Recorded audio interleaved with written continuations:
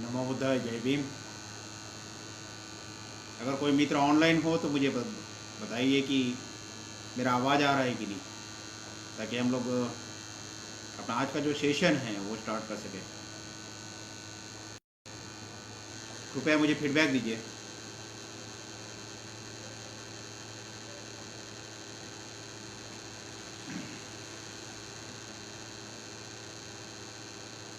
आज का सेशन मैं हिंदी में करने वाला हूँ। फेसबुक में मैंने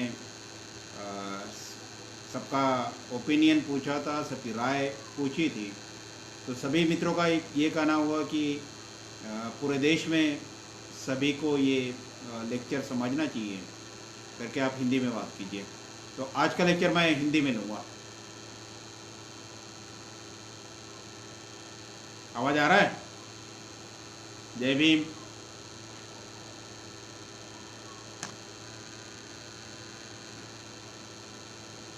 जय भीम, जय भीम। थैंक यू, शुक्रिया। तो सबसे पहले तो बहुजन संगठन पेज का मैं तहे दिल से शुक्रिया अदा करना चाहता हूँ। फरवरी मार्च महीने से लगातार नॉन स्टॉप बहुत बेहतरीन लोगों को इस पेज पे लेके आ रहे हैं।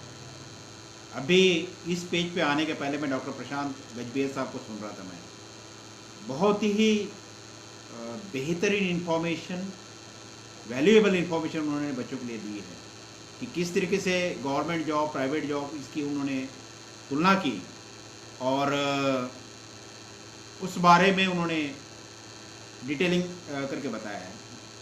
मेरा विषय भी उसी से रिलेटेड है कि बिजनेस और स्किल डेवलपमेंट। आवाज़ में थोड़ा प्रॉब्लम है। ओके, बाकी सब मित्र बताए कम से कम आवाज़ आ रहा है।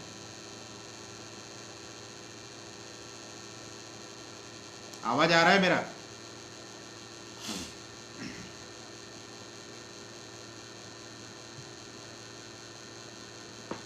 तो हम लोग आज बिजनेस के ऊपर बात करेंगे। थोड़ा करीब एक आधा घंटा हम लोग बिजनेस के ऊपर ये करेंगे और फिर बाद में बचा हुआ जो आधा घंटा है वो हम लोग स्किल डेवलपमेंट के बारे में बात करेंगे। तो सबसे पहले अगर हम लोग बिजनेस करना चाहते हैं तो क्या ज़रूरी है, जैसे थोड़ी देर पहले गजबिया साहब ने बताए थे, डॉक्टर प्रशांत गजबिया साहब ने बताए थे कि करीब 5% गवर्नमेंट जॉब अवेलेबल है हमारे देश में और 95% जो है वो प्राइवेट जॉब है। मतलब ऑलमोस्ट सभी प्राइवेटाइजेशन हो चुका है। तो जो 5% गवर्नमेंट जॉब बचा हुआ है उसके लिए हम लोग सभी लोग जी जान से कोशिश कर रहे हैं। लेकिन जो प्राइवेट क्षेत्र में अभी जॉब अवेलेबल है उसमें हमारा ध्यान कम है। तो हम लोग दोनों तरफ बैलेंस करना चाहिए। हमारा मानना ये भी है कि हम लोग ज़्यादा से ज़्यादा अभी बिजनेस की तरफ टर्न हो, क्योंकि अपॉर्चुनिटी हमारे पास बिजनेस में ज़्यादा अवेलेबल है, गवर्नमेंट में कम अवेलेबल है। तो हम लोग ये स्टार्ट करने के पहले कहाँ पे हम लोग स्टैंड करते हैं पूरे पूरे वर्ल्ड में, उसके बारे में हम लोग ये कर सकते हैं। अगर हम लोग इकोनॉमी देखते हैं, वर्ल्ड इकोनॉमी, तो आज के इसमें समय में यूनाइटेड स्टेट सबसे टॉप में है। चाइना, यूनाइटेड स्टेट की जो इकोनॉमी है वो करीब करीब जीडीपी अगर हम लोग देखें तो 21.45 ट्रिलियन अमेरिकन डॉलर, इतना अमेरिका का है। चाइना का उससे काफ़ी कम है, थोड़ा कम है, करीब 7 ट्रिलियन डॉलर अमेरिकन डॉलर कम है। तो चाइना का है करीब 14.14 ट्रिलियन अमेरिकन डॉलर। जापान का है 5.15 ट्रिलियन अमेरिकन डॉलर। जर्मनी का है 3.86 ट्रिलियन डॉलर और इंडिया का है 3 अमेरिकन डॉलर से थोड़ा कम, 2.94 ट्रिलियन अमेरिकन डॉलर। तो ये अगर हम लोग इस इकोनॉमी के पॉइंट ऑफ व्यू से देखें तो इंडिया 5वें नंबर पे आता है इकोनॉमी के हिसाब से। मगर अगर हम लोग पॉपुलेशन के हिसाब से देखा जाए तो पॉपुलेशन में हम लोग वर्ल्ड में सेकंड नंबर पे आते हैं आफ्टर चाइना। तो चाइना का पॉपुलेशन करीब करीब 144 करोड़ है और हमारा पॉपुलेशन है करीब करीब 135 करोड़, सिर्फ 9 करोड़ का डिफरेंस है। लेकिन अगर इकोनॉमी की बात की जाए तो चाइना की इकोनॉमी है 14.14 ट्रिलियन डॉलर और हमारी इकोनॉमी है 3 ट्रिलियन डॉलर से कम। ये फर्क पड़ जाता है। हमारे से जो है जर्मनी का अगर मतलब पॉपुलेशन देखें हार्डली 8 या 10 करोड़ के करीब है। 8 या 10 करोड़ के पॉपुलेशन होने के बाद भी इवन जापान का पॉपुलेशन भी ज़्यादा नहीं है, 8 या 10 करोड़ के करीब करीब 10 करोड़ पकड़ के चलिए। तो ये 10 करोड़ का पॉपुलेशन जापान का और करीब करीब 10 करोड़ का पॉपुलेशन जर्मनी का होने के बावजूद वो लोग का जो इकोनॉमी है वो हमारे से काफ़ी ज़्यादा है। तो आप वो हिसाब से भी कंपेयर करके देखिए, अगर हम लोग डिवाइड करते हैं सभी लोगों के बीच में तो हम लोग वैसे डेवलप नेशन में नहीं आते हैं, तो अंडर डेवलप नेशन में आते हैं, डेवलपिंग नेशन में आते हैं, जहाँ पे उसमें भी सिर्फ एक 10% लोग हैं वो रिच है, बाकी करीब 90% लोग जो है वो पुअर है। तो हमारे पास ऑप्शन नहीं है, हमें बिजनेस में उतरना है। हमारे देश को अगर डेवलप करना है तो हर आदमी का इकोनॉमी डेवलप होना चाहिए। अगर ये होता है तभी हमारा देश डेवलप, मतलब हम लोग जो सोचते हैं ना कि सर्वांगीण विकास, सभी का विकास, अगर सभी का विकास होता है तो देश डेवलप होगा। अदरवाइज सिर्फ 5-10% अगर लोग डेवलप होते हैं तो वो देश का डेवलपमेंट नहीं होगा, ये फ़र्क है। तो हम लोग उसके बारे में ये करने के लिए हम लोग बिजनेस के बारे में डिस्कस करेंगे क्या है। अब ये बिजनेस का अगर मॉडल ये करना है कि भारत, हमारा देश कैसे आगे बढ़ सकता है, इकोनॉमी कैसे आगे बढ़ सकता है, बिजनेस में कैसे आगे बढ़ सकता है और हमारा रोल उसमें क्या रहेगा। तो अगर हम लोग इसमें कंसिडर किया अमेरिका, अभी के इसमें अगर हम लोग कंसिडर करते हैं दो या तीन टॉप कंट्रीज का मैं एक एग्जांपल आपको लेता हूँ। एक है अमेरिका, सेकंड है चाइना और थर्ड है हांगकॉन्ग। ये तीन कंट्री का एग्जांपल लेते हैं। तो अमेरिका में जो रियल डेवलपमेंट स्टार्ट हुआ इकोनॉमी के हिसाब से अगर कंसिडर करते हैं तो 1950 से लेके उन्होंने, मतलब आगे से, अब उसके पहले भी ये हो रहा था, लेकिन 1950 के इससे ये जो हम लोग देख रहे हैं कि ये कोई इनोवेशन है, स्टार्टअप है, इंक्यूबेशन सेंटर है, यूनिवर्सिटी को साथ में लेके चल रहे हैं या फिर वहाँ पे रिसर्च सेंटर बना रहे हैं, ये सब कुछ जो है ये 1950 के बाद से स्टार्ट हुआ है। तो उस समय में 1950 में जितना भी वहाँ का टॉप यूनिवर्सिटी है अमेरिका, क्यों वहाँ पे डेवलप्ड है, क्योंकि वहाँ का जो एजुकेशन सिस्टम है वो सबसे टॉप है। एजुकेशन सिस्टम के साथ में जो रिसर्च सेंटर है, जो बिजनेस हब है, उन्होंने कोलैबोरेशन किया है और उसके थ्रू ये सब मिला के उस देश का डेवलपमेंट कर रहा है, जो बात हमें हमारे कंट्री में अभी अभी स्टार्ट हो रहा है। तो वहाँ पे एक एग्जांपल हम लोग लेते हैं कि स्टैनफोर्ड यूनिवर्सिटी हो गया, बर्कले यूनिवर्सिटी हो गया, इन्होंने खुद के रिसर्च सेंटर स्टार्ट किए। तो 1951 में स्टैनफोर्ड ने स्टैनफोर्ड इंडस्ट्रियल पार्क, जिसे आज के इसमें स्टैनफोर्ड रिसर्च पार्क कहा जाता है, वो स्टार्ट किया था। और उस समय में आप जितने भी टॉप कंपनी का नाम सुन सकते हैं, ओके, आप मैं नाम बता सकता हूँ, जनरल मोटर्स है, जनरल इलेक्ट्रिकल्स है, IBM है, कोडैक है, HP है, ये जो टॉप कंपनीज है ना, ये टॉप कंपनी की जो वहाँ पे इंडस्ट्रीज है वो उस रिसर्च पार्क में या इंडस्ट्रियल पार्क में वहाँ पे थी। तो इनका कोलैबोरेशन वहाँ पे हुआ था। तो करीब करीब 150 to 200 such company are available there, ये वहाँ पे था। और वहाँ पे करीब करीब 25,000 एम्प्लॉयज लोग काम करते थे उस समय में। तो ये वो लोगों ने आगे बढ़ाते हुए गए। सेम एग्जाम्पल बर्कले का है।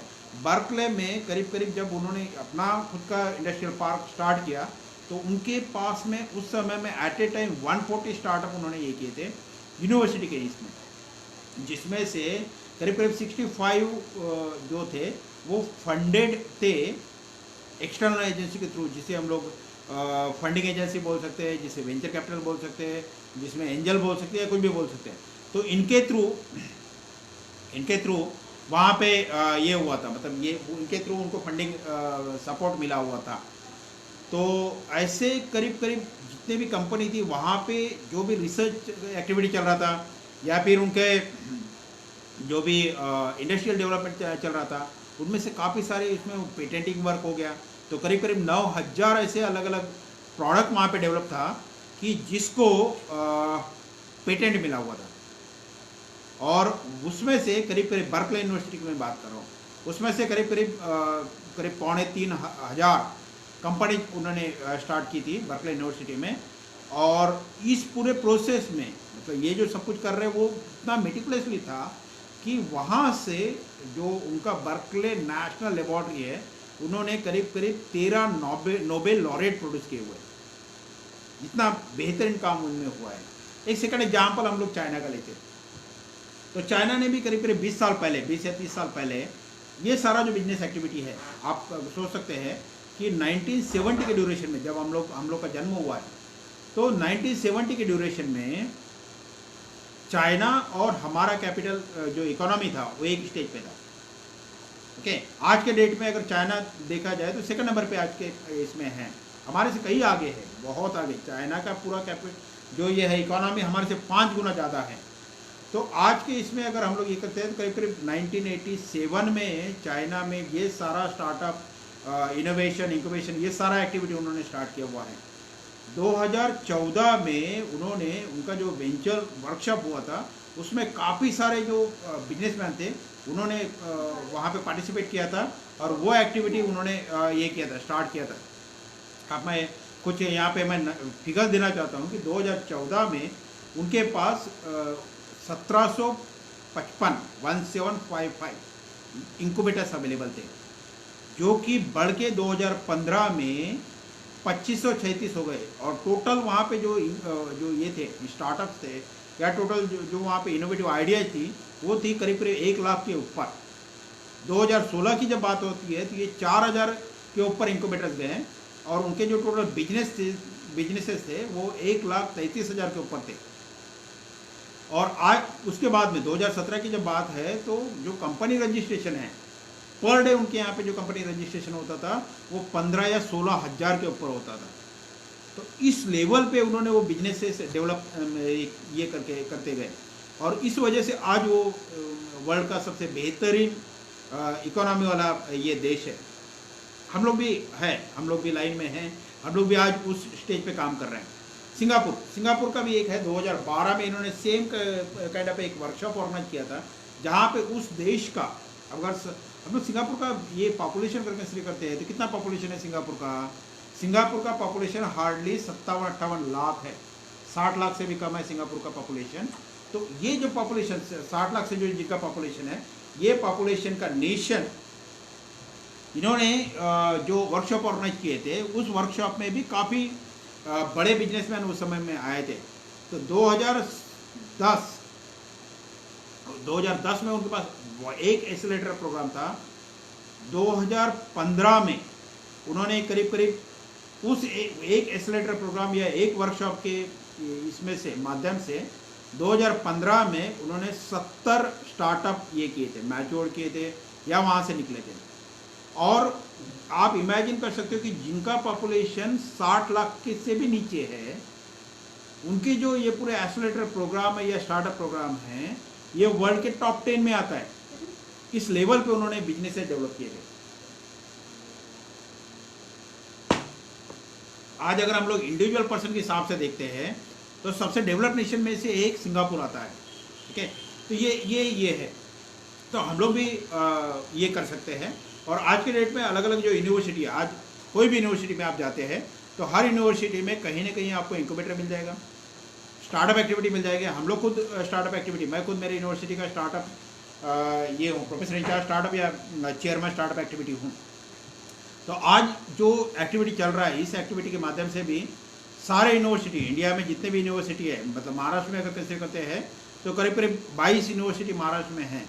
तो पूरे देश में जितना यूनिवर्सिटी है, सारे यूनिवर्सिटी, IIT, IIM, ये सारे जो है ये सारे इंक्यूबेटर में इन्वॉल्व है, स्टार्टअप एक्टिविटी में इन्वॉल्व है। तो हमारा देश भी अभी उसमें ये हो रहा है, इन्वॉल्व हो रहा है। अभी इसके माध्यम से क्या हो सकता है, हम जब बात करेंगे तो हम हमारे बहुजन बच्चों के बारे में बात करेंगे। तो आज इस देश में करीब करीब 85% बहुजन है, बहुजन कम्युनिटी है। तो हमारे बच्चों के हाथ में क्या है, क्या पावर है? सबसे मेन बात मतलब क्या है, मैन पावर हमारे हाथ में है। हम लोग जो एरिया में रहते हैं वो एरिया में हम लोग के खुद के बिजनेस से स्टार्ट कर सकते हैं। और इसके लिए क्या क्या ज़रूरी है हम लोग वो भी देखेंगे। ठीक है, मेरे मित्र प्रगत प्रधान साहब यहाँ पे अभी वो ये कर रहे हैं। तो मैं आज का मैंने उनसे कहा था कि भाई मैं आज का सेशन उनको डेडिकेट करता हूँ मैं, क्योंकि जो अपॉर्चुनिटी हमारे पास अवेलेबल है उस अपॉर्चुनिटी का सबसे सही इस्तेमाल अगर आप करते हैं तो डेफिनेटली आप ग्रो कर सकते हो। लेकिन वो किस तरीके से करना है, अगर हमको बिजनेस प्लान के बारे में या बिजनेस के बारे में अगर मालूम है तो डेफिनेटली हम उस चीज़ का एडवांटेज ले सकते हैं। ठीक है, तो क्या है बिजनेस प्लान, क्या है मतलब सबसे पहले हम लोग क्या कर सकते हैं। बिजनेस प्लान का मतलब क्या है कि अगर हमको कोई भी हमारा खुद का बिजनेस स्टार्ट करना है तो हम लोग उसके लिए कितना प्रिपेयर्ड है। हम लोगों ने उसके लिए क्या प्लान बनाया है। ओके, बहुत ज़रूरी है। अगर बिजनेस प्लान हमको ये करना है, प्लान करना है, तो उसमें दो पार्ट आते हैं। एक आता है कि भाई मैं अपने और तरफ से मैं अपने तरफ से उसको कैसे मेटिकुलसली प्लान कर सकता हूँ, या कौन कौन से पैरामीटर्स में आते हैं। दूसरा एक पैरामीटर ऐसे आता है कि जो मेरे ऊपर डिपेंड नहीं करता है, कि जो एक्सटर्नल एजेंसी के ऊपर डिपेंड करता है। ओके, तो जब एक्सटर्नल एजेंसी के ऊपर डिपेंड करता है तो उसकी हेल्प मैं कैसे ले सकता हूँ बाहर से। तो जो मैं इंटरनल होता है, जो मेरे ऊपर डिपेंड कर रहा है, उसमें क्या हो सकता है कि मेरा बिजनेस कौन सा है, thinking through the business. Okay, planning business growth, मेरा बिजनेस कैसे ग्रो करेगा। देन उसका हर एक पैरामीटर, हर एक परफॉर्मेंस को मैं कैसे मॉनिटर कर सकता हूँ। ओके, इसको मतलब मैं कंटिन्यूसली कैसे बढ़ा सकता हूँ, इसमें कैसे बेंचमार्क सेट कर सकता हूँ, मेरा कमिटमेंट बिजनेस के लिए क्या रहेगा। ये सारी चीज़ें जो है ये बिजनेस प्लान में आएगा। लेकिन कुछ चीज़ें मेरे ऊपर डिपेंड नहीं करता है, कुछ चीज़ें एक्स्ट्रा इसके ऊपर डिपेंड करता है। जैसे क्या करना है, अगर मुझे मेरे बिजनेस को काफ़ी बढ़ाना है, बड़े लेवल पे ये करना है, स्केलिंग करना है, तो मुझे फंडिंग की ज़रूरत है, पैसे की ज़रूरत है। तो ये जो पैसा बाहर से आएगा वो मेरे ऊपर डिपेंड नहीं कर रहा है, तो जो फंडिंग एजेंसी है उनके ऊपर डिपेंड करेगा। तो फंडिंग एजेंसी चाहे वेंचर कैपिटल हो, चाहे एंजल्स हो, चाहे कोई और एक्सटर्नल एजेंसी हो, चाहे हमारे मित्र परिवार हो, चाहे कोई भी हो, तो उनके ऊपर डिपेंड कर रहा है। साथ में आप बैंक भी कंसिडर कर सकते हैं, इन्वेस्टमेंट फंड्स कंसिडर कर सकते हैं, इनके ऊपर डिपेंड करेगा। साथ में जब हम अपना बिजनेस बढ़ा रहे हैं तो बिजनेस पार्टनर जो है, बिजनेस स्ट्रैटेजिक अलायंसेस है, वो भी उसमें एक बहुत इंपॉर्टेंट रोल प्ले कर सकते हो। अभी आप एग्जांपल ले सकते हो, कुछ दिनों के पहले का एग्जांपल, या कंटिन्यूसली चल रहा है रिलायंस का आप एग्जांपल ले लीजिए। ओके, जो पिछले दो तीन महीने से वहाँ पे कंटिन्यूसली इन्वेस्टमेंट, बाकी के सब फेसबुक से लेके या फिर वर्ल्ड लेवल की जो टॉप कंपनी हैं, वो सारे के सारे वहाँ पे इन्वेस्टमेंट कर रहे हैं। ओके, तो स्ट्रैटेजिक अलायंसेस, मर्जर, एक्विजिशन, ये सब कुछ है। एक्विजिशन के बारे में भी एक कुछ एग्जांपल हम लोग देखेंगे। तो ये सब इसमें आते हैं जो एक्सटर्नल एजेंसी है। अब क्या होता है कि अगर मेरा ये है, मेरा बिजनेस है, मेरे पास इनोवेटिव आइडिया है, मैं बिजनेस में काम कर रहा हूँ, ग्राउंड लेवल पे काम कर रहा हूँ, कोई छोटा सा मेरा दुकान है या फिर कुछ भी कोई भी है। अगर मुझे इसको स्केलिंग करना है और मुझे बाहर से मुझे फंडिंग चाहिए, बाहर से मुझे लोगों को उसमें लाना है या कुछ भी करना है, तो मुझे क्या क्या करना पड़ेगा, बिजनेस प्लान में क्या क्या बातें आती है। ओके, तो सबसे पहले अगर मेरा बिजनेस काफ़ी बड़ा करना है, मुझे मेरा बिजनेस अच्छा खासा चल रहा है, मुझे फिर भी फंडिंग चाहिए, मैं लोगों को ये करूँगा, आह्वान करूँगा या लोगों से मिलना पसंद करूँगा कि भाई चलो आप मेरे बिजनेस को फंडिंग कीजिए आप। ओके, आप में आपका जो भी शेयरिंग रहेगा वो ये करते समय कुछ पैरामीटर्स है। वो पैरामीटर कौन से है? सबसे पहले तो मैं मेरे बिजनेस को एक स्टोरी के समान लिखूँगा वहाँ पे, एग्जीक्यूटिव समरी हम लोग उसको बोलते हैं। तो वो जो है वो बहुत ज़रूरी है। वो क्या करता है कि मेरे पूरे बिजनेस को हार्डली एक मिनट में मैं एक्सप्लेन करता हूँ। हाँ, मेरा बिजनेस ऐसे रहेगा और वो इनोवेटिव तरीके से रहेगा और ये स्केलिंग हो सकता है। तो एग्जीक्यूटिव समरी, मेरे कंपनी का पूरा ओवरव्यू क्या है, मेरे प्रोडक्ट क्या है, मैं मार्केट एनालिसिस किया है कि नहीं, उसमें सेल्स का स्ट्रैटेजी क्या है, मार्केटिंग का स्ट्रैटेजी क्या है, मेरा ऑपरेशन कैसे चलेगा, मेरा फाइनेंशियल प्लानिंग क्या है, मैं पैसा कहाँ से ले रहा हूँ, मेरा पैसा कैसे जनरेट कर रहा हूँ, ये सारा जो है। अगर मेरा कंपनी काफ़ी ज़्यादा बढ़ रहा है, फंडिंग ज़्यादा हो रहा है, और अगर मेरा फंडिंग जो है मेरे खुद के कैपिटल से अगर ज़्यादा होता है, तो वक्त आएगा कि मेरे को उसमें से बाहर निकलना पड़ेगा। तो मुझे एग्जिट स्ट्रैटेजी भी प्लान करना पड़ेगा और उसमें से रिस्क क्या है, ये सारी चीज़ें उसमें ये करना पड़ेगा। ठीक है, तो ये जो है अभी क्या होता है कि यहाँ पे हम लोग एक छोटे लेवल पे बात कर रहे हैं कि मेरा छोटा बिजनेस है, मैं उसको बढ़ा रहा हूँ। लेकिन जब ये काफ़ी ज़्यादा बढ़ रहा है तो एग्जीक्यूटिव समरी मतलब कैसे होता है, नॉर्मली जो बड़े बिजनेसेस है, स्टार्टअप है, जो हज़ारों लाखों करोड़ में अर्न कर रहे हैं, ऐसे इसको जो फंडिंग मिलना चालू हो जाता है, तो वहाँ पे मुझे बाहर के इसमें जाके मुझे मेरा प्रेजेंटेशन करना जरूरी है कि हाँ मेरा बिजनेस ऐसा है। आप ये जैसे रिलायंस का मैं अभी कंटिन्यूसली बात कर रहा हूँ, रिलायंस में 10% अगर जो है 10% फेसबुक ने शेयर लिया, 10 या 11% के करीब है, फेसबुक ने शेयर लिया है। तो वो शेयर कैसे लिया होगा? जब रिलायंस जियो है, रिलायंस जियो ने अपना प्रेजेंटेशन वहाँ पे दिया होगा कि भाई हाँ हम लोगों ने इतना जो ये है नेटवर्किंग है पूरे देश में किया हुआ है, हम लोग ये टेक्नोलॉजी है वो उसमें देने वाले है, 6G है, 7G है, उसके साथ में जो कुछ भी जो अलग अलग एप्लीकेशन है, मार्केटिंग स्ट्रैटेजी है, अलग अलग उसमें प्रोडक्ट सेल करना है, ये सारे जो है उसका पूरा प्रेजेंटेशन वहाँ पे किया हुआ। तो ये बहुत ज़रूरी है कि मैं मेरे खुद का बिजनेस का मैं एग्जीक्यूटिव समरी प्रिपेयर करूँ। ओके, उसके बाद में मेरे कंपनी का ओवरव्यू मुझे बनाना है कि मेरी कंपनी कितने साल की है, मैं कंपनी 20 साल से काम कर रही है, 50 साल से काम कर रही है, 5 साल से काम कर रही है, 2 साल से काम कर रही है, इसके बारे में मुझे एक ओवरव्यू प्रिपेयर करना है। मेरा हिस्ट्री रहेगा, मतलब वो कंपनी की पूरी हिस्ट्री रहेगी, उसमें स्ट्रक्चर रहेगा, वो कंपनी का पूरा ऑर्गेनाइजेशन कैसा है, who is the chairman, who is the co chairman, who are the directors, उसका विजन क्या है, उसका मिशन क्या है, गोल क्या है, ऑब्जेक्टिव क्या है, लुक क्या है, प्रोडक्ट क्या है, ये सारे का सारा मुझे एक मतलब प्रिपेयर करना पड़ेगा। तो इसे हम लोग बोल रहे हैं कंपनी ओवरव्यू। तो ये कंपनी ओवरव्यू ये करना पड़ेगा। उसके बाद में प्रोडक्ट क्या है, मेरे कंपनी का प्रोडक्ट क्या है। मैं एक एग्जाम्पल दे के बताता हूँ कि हम लोग लखनऊ गए थे बीच में। तो लखनऊ गए थे तो प्लेन में आपको तो पता ही है कि प्लेन में हमको मतलब गरम गरम खाने को मिलता है। तो जब प्लेन में हम लोग जा रहे थे तो वो वहाँ पे जो ये है, जो हमको सर्व करने वाले वहाँ के लोग हैं, तो उन्होंने आके हमको मुझे पूछा कि भाई आपको क्या चाहिए। तो मैंने कहा कि मुझे आप एक काम कीजिए, चिकन बिरयानी आप कीजिए।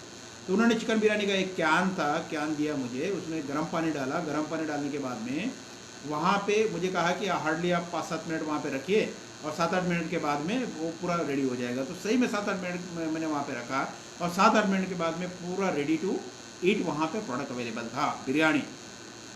करीब ऊपर में वहाँ पे हम लोग ये कर रहे हैं, फ्लाइट में जा रहे हैं, फ्लाइट में एकदम गरम जो गरम गरम खाना हम लोग घर में खा रहे हैं वो वहाँ पे फ्लाइट में हमको मिल रहा है। ठीक है, तो ये सारी चीज़ें हैं। तो वो जो प्रोडक्ट है उस तरीके का प्रोडक्ट हम लोग यहाँ पे बना सकते क्या, ये मार्केट में अवेलेबल हो सकता है क्या। सो ये मार्केट का नीड क्या है अभी के जो लॉकडाउन के पीरियड में है। लॉकडाउन के पीरियड में लोगों का नीड क्या है, अगर लॉकडाउन उठ जाता है तो लोगों का नीड क्या है अभी के पीरियड में। अगर आप प्रोडक्ट देखोगे तो सैनिटाइजर, पीपीई किट, हाँ, जो ये अभी के इसमें मास्क है, तो सैनिटाइजर ये है या पीपीई किट है। तो जनवरी फरवरी में तो हमने तो पीपीई किट का नाम भी नहीं सुने थे, लेकिन जिन्होंने अभी उसका ये किया है कि चलो पीपीई किट बनाते हैं, चलो सैनिटाइजर बनाते हैं, ये कहते हैं, तो उनका अच्छा ही हो गया। अभी लॉकडाउन के मतलब मार्केट नीड क्या है, पेन क्या है, हमारे प्रोडक्ट क्या है, हम लोग सर्विसेज क्या दे रहे हैं, उसका फॉलोअप ले रहे हैं कि नहीं, हम लोग उसका आईपीआर ये हो रहा है कि नहीं, हम लोग पेटेंट रजिस्ट्रेशन कर रहे हैं कि नहीं, ये सारी चीज़ें उसमें आती है। तो ये जो है ये कंटिन्यूस एक साइकिल है। देखिए बिजनेस से वगैरह ये जो है ये कंटिन्यूस एक साइकिल है।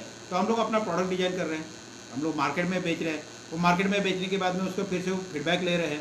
फीडबैक कैसे आ रहा है, वो पॉजिटिव आ रहा है, नेगेटिव आ रहा है, उसको हम लोग चेक कर रहे हैं। ये चेक करने के बाद में फिर उसमें डिजाइन में हम लोग या फिर प्रोडक्ट में उसको रिव्यू कर रहे हैं। रिव्यू करने के बाद में फिर इम्प्लीमेंटेशन ये कर रहे हैं, इम्प्लीमेंटेशन फिर मार्केट में लेके आ रहे हैं, फिर हम लोग यूजर का फीडबैक ले रहे हैं। ये साइकिल कंटिन्यूसली चल रही है। ठीक है, अभी आप अगर मतलब मान लो एक छोटा सा होटल है, वहाँ पे हमारे यहाँ पे आजू बाजू में काफ़ी सारे होटल है, लेकिन अगर हम लोग प्रोफेशनली उसको ये करना है, डेवलप करना है, तो जो छोटा होटल है वहाँ पे आने वाले जो कस्टमर है, अगर मैं डेली उनसे बात करते रहूँगा तो वो मुझे फीडबैक देते हैं। वो फीडबैक देने के बाद में अगर मैं उसमें चेंजेस कर रहा हूँ, इंप्लीमेंट कर रहा हूँ, कौन सा प्रोडक्ट अच्छा लग रहा है, उसमें इनोवेटिव क्या चीज़ें ला सकता हूँ, ये काफ़ी सारी चीज़ें फॉरेन में होती है। अगर इंडिया में भी होती है, हो जाएगी तो डेफिनेटली हमारा जो प्रोडक्ट है वो काफ़ी बड़े लेवल पे हम लोग स्केलिंग कर सकते हैं, बढ़ा सकते हैं। ये मतलब मैं साउथ का एक ये भी एग्जाम्पल सुना था कि एक जो क्या बोलते हैं हम लोग की डोसा बनाने वाला एक इंसान है, उसने करीब करीब 100 अलग अलग तरीके के डोसे बनाए हैं वहाँ पे। हम लोग एक बार इटली में गए थे, तो इटली में एक होटल में हमको जब मतलब एक इसके लिए प्रेजेंटेशन के लिए गए थे, जहाँ पे मुझे साइंटिस्ट अवार्ड मिला था इटली में, पिसा में। तो हम लोग उसके पार्टी के लिए वहाँ पे गए थे। तो एक होटल में करीब करीब हमको 25 से 30 अलग अलग पिज़्ज़ा के आइटम खिलाए थे। आप सोच सकते हैं यहाँ पे हम लोग एक ही पिज़्ज़ा, हम लोग ये क्या दो पिज़्ज़ा के हम लोग नाम जानते हैं, वहाँ पे 25 अलग अलग वेराइटी वहाँ पे दिया हुआ था। तो ये डिपेंड करता है कि भाई ये जो इनोवेशन है, प्रोडक्ट में चेंजेस है, डिजाइन है, रिव्यू है, फीडबैक है, इसके थ्रू हम लोग अब वो जो इटली का पिज़्ज़ा है हम लोग यहाँ पे खा रहे हैं। ठीक है, चाइनीज आइटम है वो हम लोग यहाँ पे ये कर रहे हैं, साउथ इंडिया का आइटम है डोसा, मसाला डोसा वगैरह, वो हम लोग यहाँ पे टेस्ट कर रहे हैं, नॉर्थ इंडिया का आइटम है वो हम लोग यहाँ पे टेस्ट कर रहे हैं। मतलब क्या होता है कि हमारा जो अगर कोई प्रोडक्ट है वो सारे इंडिया में, सारे वर्ल्ड में ये हो सकता है, स्केलिंग हो सकता है, बेच सकते हैं, पहुँच सकता है। डिपेंड करता है कि हम लोग उसके ऊपर कितना काम कर रहे हैं। ओके, तो ये सारा मार्केटिंग एनालिसिस है। इसमें एक स्वैट एनालिसिस करके आप नाम भी लिख सकते हो उसमें, SWOT, स्वैट एनालिसिस। मतलब हम लोग जो बिजनेस कर रहे हैं, हमारा जो प्रोडक्ट है या फिर हम लोग जो भी ये कर रहे हैं, प्लान कर रहे हैं, उसकी स्ट्रेंथ कितनी है, हमारा प्लस पॉइंट कितना है। हमारा कभी कभी क्या होता है ना कि एक ब्रांड ये क्रिएट हो जाता है, हम लोग जो अच्छी तरीके से वहाँ पे डेवलप कर रहे हैं, एक ब्रांड बनता है, उसका एक नाम बनता है। तो हमारी स्ट्रेंथ क्या है, हमारे वीकनेस क्या है। हमारा वीकनेस लोकेशन के हिसाब से, हमारा वीकनेस फाइनेंस के हिसाब से, हमारा वीकनेस क्या है, तो हम लोग उसको आइडेंटिफाई करें कि हमारे स्ट्रेंथ क्या है, हमारे वीकनेस क्या है। अपॉर्चुनिटी, जैसे ये लॉकडाउन हुआ था, इसके पहले एक नोटबंदी हुआ था, ये दोनों, मैं कोई नोटबंदी का फेवर करने वाला आदमी नहीं हूँ, लेकिन कुछ कंपनियां ऐसी है कि उन्होंने उस नोटबंदी के पीरियड में अपना बिजनेस काफ़ी बड़े लेवल पे ये किया है। जैसे आप पेटीएम का एग्जाम्पल ले सकते हैं। तो पेटीएम जैसी कंपनी है, उन्होंने काफ़ी बड़े लेवल पे अपना बिजनेस स्केल अप किया हुआ है। ओके, तो ये डिपेंड करता है कि अपॉर्चुनिटी, तो आपके पास में अगर कोई भी वर्स सिचुएशन आती है, अपॉर्चुनिटी है, तो उस अपॉर्चुनिटी को आप इसमें मतलब क्या बोलते हैं उसको, वर्स सिचुएशन आती है तो उस वर्स सिचुएशन को आप अपॉर्चुनिटी पे कन्वर्ट कर सकते हैं। ओके, तो ये होता है। फिर बाद में काफ़ी सारी जगह पे पॉलिटिकल ये होता है, पॉलिटिकल प्रेशर बोल सकते हैं, रेगुलेटरी प्रेशर बोल सकते हैं। ये सारी चीज़ें का नॉलेज मार्केट एनालिसिस में हम लोगों ने रखना चाहिए। फिर बाद में हमारे पास जो ये प्रोडक्ट है, उसका आइडिया है, या फिर कोई भी इनोवेटिव आइडिया है, उसको किस तरीके से वैलिडेट कर रहे हो, फिजिबल है कि नहीं, प्रैक्टिकल है कि नहीं, वायबल है कि नहीं, सपोर्ट मिल रहा है कि नहीं, इकोनॉमिकल है कि नहीं, सब कुछ, ये सारी बातें, कंपटीशन में टिकेगा या नहीं, मार्केटेबल है कि नहीं, फाइनेंस उसमें होगा कि नहीं, ये सारी बातें हैं। ये सारी बातें बहुत इंपॉर्टेंट या मायने रखती है।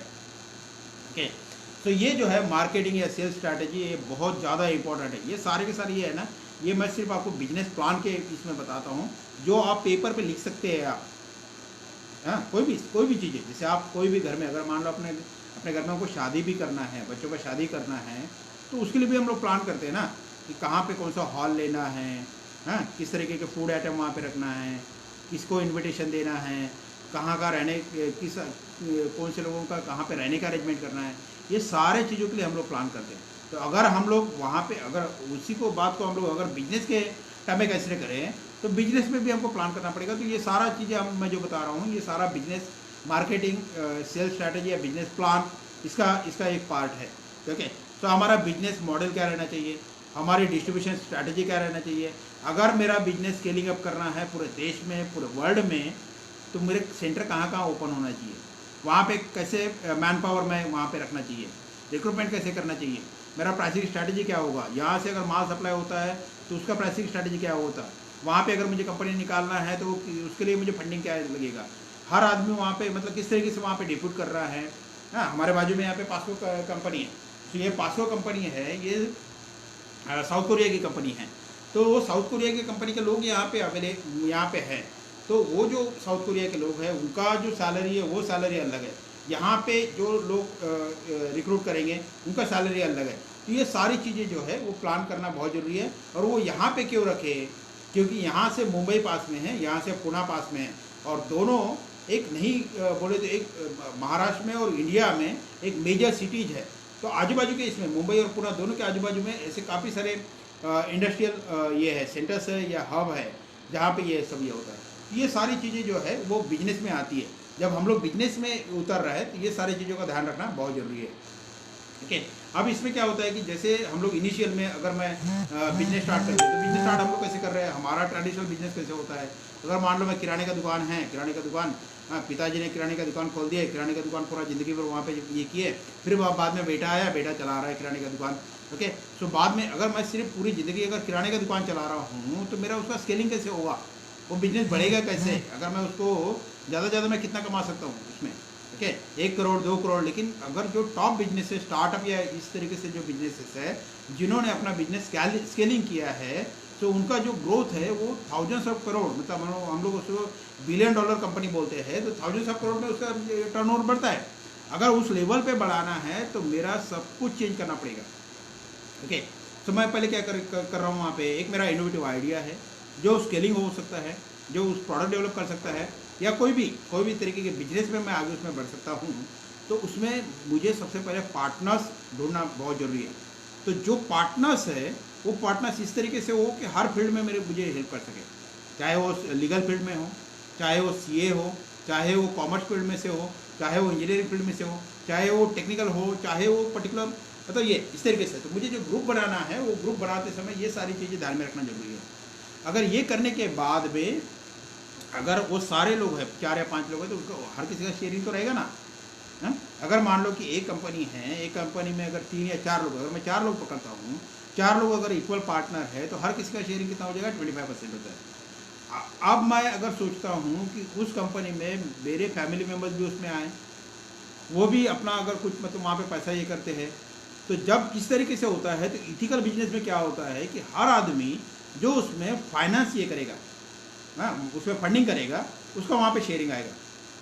ठीक है, तो फैमिली मेम्बर आते हैं तो फैमिली मेम्बर का शेयरिंग उसमें आ जाएगा। कोई दोस्त है, कोई फ्रेंड्स है, या कोई और कोई परिचय का लोग आदमी है, उसको हमारा बिजनेस काफ़ी अच्छा लग गया। अगर मान लो कि मैं यहाँ पे रायगढ़ में बिजनेस कर रहा हूँ, लेकिन मुंबई या पुणे का कोई अच्छा बिजनेसमैन है, वो मेरे परिचय का है, अगर वो बोलता है कि हाँ आपका बिजनेस काफ़ी अच्छा है, बहुत बड़े लेवल पे स्केल हो सकता है, चलो मेरी तरफ से 1 करोड़ आप ले लो, तो जब मैं उसका 1 करोड़ ले रहा हूँ, तो मेरे बिजनेस का पहले का वैल्यूएशन कितना है और वो 1 करोड़ देने के बाद में उसका वैल्यूएशन कितना होता है, वो हिसाब से उसको भी शेयरिंग वहाँ पे मुझे देना पड़ेगा। तो ये जो इथिकल बिजनेस हम लोग बोलते हैं, ये इथिकल बिजनेस में जैसे जैसे लोग जुड़ते जाएंगे, जैसे जैसे लोग वहाँ पे फाइनेंस करते जाएंगे, उसका शेयरिंग वहाँ पे ऐड होगा। तो डिपेंड करता है कि मैं फंडिंग कहाँ से ले रहा हूँ। मैं लोगों से फंडिंग ले रहा हूँ, मैं दोस्तों से फंडिंग ले रहा हूँ, मैं फैमिली मेम्बर से फंडिंग ले रहा हूँ, मैं कोई और फंडिंग एजेंसी से फंडिंग ले रहा हूँ, वो मुझे शेयरिंग मांग रहा है या नहीं मांग रहा है। अगर मैं बैंक से ले रहा हूँ तो वो मेरा लोन हो गया, लोन अलग बात है और शेयरिंग अलग बात है। इस तरीके से सारा ये होता है। सो इनिशियल स्टेज में जब मेरा प्रोडक्ट डेवलप हो रहा है, मैं यहाँ पे मार्केट में बेच रहा हूँ, ओके, और उसके बाद में एक स्टेज ऐसे आता है कि जैसे मेरा बिजनेस काफ़ी बढ़ गया, लाखों में मेरा ये हो गया, टर्नओवर हो गया, करोड़ों में मेरा टर्नओवर जाने की ये है। अब क्या होता है, एक स्टेज ऐसे होता है कि जब मेरा टर्नओवर करोड़ों में जा रहा है, ओके, और मैं स्केलिंग करना चाहता हूँ, थाउजेंड्स ऑफ करोड़ में मेरा ये जाना चाहिए, जो क्या बोलते हैं उसको, स्केलिंग होना चाहिए या मेरा ग्रोथ होना चाहिए, ओके। लेकिन मैंने काफ़ी लोगों से फंडिंग ले चुका हूँ, मैं बैंक से फंडिंग ले चुका हूँ, और उस ग्रोथ के बीच में का जो पीरियड है, ये बोलते हैं कि भाई उसको क्या बोलते हैं, वैली ऑफ डेथ। काफ़ी सारे लोग इस वैली ऑफ डेथ में ट्रैप होते हैं, ठीक है, क्योंकि आपने काफ़ी सारे लोगों से पैसा ले चुके हैं, काफ़ी सारे फंडिंग एजेंसी से आप पैसा ले चुके हैं, आपके पास इनोवेटिव प्रोडक्ट है, लेकिन आपको वर्ल्ड लेवल पे, इंडियन लेवल पे या स्टेट लेवल पे आपको उसको स्केलिंग करना है।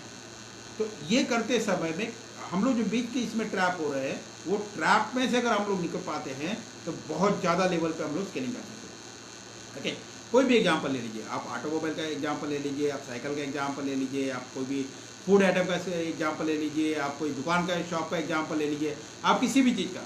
तो जब आप पूरे इंडिया के लेवल पे अगर आप स्केलिंग कर रहे हैं, तो ये ट्रैप वैली ऑफ डेथ है, उसमें से अगर बाहर निकल जाते हैं तो इमीडिएटली आपका ग्रो होना चालू हो जाएगा। और फिर बाद में जो फंडिंग जो ये है एजेंट्स है, हाँ, पार्टनर्स है, वो काफ़ी उसमें इन्वॉल्व होना स्टार्ट हो जाएंगे और वो आपकी तरफ ध्यान देना स्टार्ट करेंगे, हाँ ये काफ़ी अच्छा ये कर रहा है, ग्रो कर रहा है, और फिर बाद में आपको फंडिंग अच्छा मिल जाएगा। ठीक है, तो ये काफ़ी है। तो इसमें क्या होता है कि इनोवेटर लेवल पे जो छोटा ग्रोथ हो जाएगा, अर्ली अडॉप्टर लेवल पे छोटा ग्रोथ हो जाएगा, लेकिन अर्ली अडॉप्टर और वैल्यू ऑफ डेथ में से अगर आप बाहर निकल गए, फिर बाद में आपका ये जो है मार्केट है वो डेवलप होना स्टार्ट हो जाएगा। लेकिन इसमें कैसे होता है, एक कर्व टाइप है, ओके। तो जैसे आपका बिजनेस यहाँ पे बढ़ रहा है, इस लेवल पे आपका वैल्यू ऑफ डेथ है, इसमें से अगर आप बाहर निकल जाते हैं तो आपका बिजनेस ग्रो करेगा, डेवलप होगा, ओके। एक समय आएगा कि जब आप पीक पे जा रहे हो, और वो पीक पे जाने के बाद में आपका बिजनेस मेंटेन रहने को ना, आपका ग्रोथ जो है वो मेंटेन रहने को ना, उसके बाद में आप अगर आप फिर से डाउन हो जाते हो तो फिर से आपको लॉस साइन करना पड़ेगा।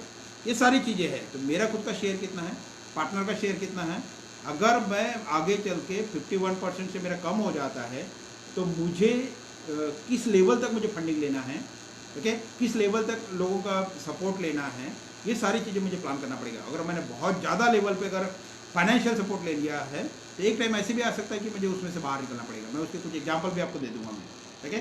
तो ये सारी चीज़ें हैं, ऑपरेशन है, फाइनेंशियल प्लानिंग है। तो फाइनेंशियल प्लानिंग में इनकम स्टेटमेंट रहेगा, हाँ, मैं कितना है, जैसे अभी छोटा दुकान है, अगर मान लो कि छोटी दुकान में पर डे अगर मैं 1000 रुपये कमा रहा हूँ तो वो मेरा इनकम स्टेटमेंट में दिखा है कि भाई चलो मैं 1000 रुपये पर डे कमा रहा हूँ, ओके। तो मेरा खर्चा कितना हो रहा है, मेरा इनकम कितना आ रहा है, तो मेरा पूरा महीने का कितना बन जाएगा। तो ये बैलेंस शीट है। तो उस बैलेंस शीट के बाद में स्टेटमेंट ऑफ कैश फ्लो है, पूरा पैसा कितना फ्लो हो रहा है अलग अलग जगह पे, मेरा सेविंग कितना हो रहा है, अगर मैं 1 साल में कितना बचा पाता हूँ, 2 साल में, 3 साल में, 5 साल में, ये मेरा प्रोजेक्शन रहेगा, 3 साल का प्रोजेक्शन रहेगा, 5 साल का प्रोजेक्शन रहेगा। ये सारा नोट डाउन करना है, ठीक है। पर इसमें हर इसमें कितना कितना बन रहा है ये नोट डाउन करना है। अगर मुझे इसमें बढ़ाना है तो क्या करना पड़ेगा, इसके लिए फिर प्लानिंग आपको करते आएगा। अगर आप फाइनेंशियल प्लान करते हो तो वो सबसे बेहतरीन रास्ता है आपका बिजनेस डेवलप करने के लिए, ठीक है। तो ये है फिर इस तरीके से। तो जो जैसे मैंने बोला कि भाई ये तरीके से आपका बिजनेस डेवलप होगा। ओके, अब इसमें जैसे बोला कि एग्जिट प्लान, एग्जिट पॉलिसी, तो मैं आपको एक दो एग्जांपल भी दूंगा कि किस तरीके से लोग खुद का बिजनेस डेवलप करने के बाद में वहाँ से बाहर निकल गए। ओके, तो आपने जेट एयरवेज का नाम सुना होगा। जेट एयरवेज में भी वही हुआ था। बाद में फ्लिपकार्ट का सबसे बेस्ट एग्जाम्पल है। तो फ्लिपकार्ट में दो भाई वहाँ पे बंसल बंधु जो थे, उन्होंने फ्लिपकार्ट स्टार्ट किया था।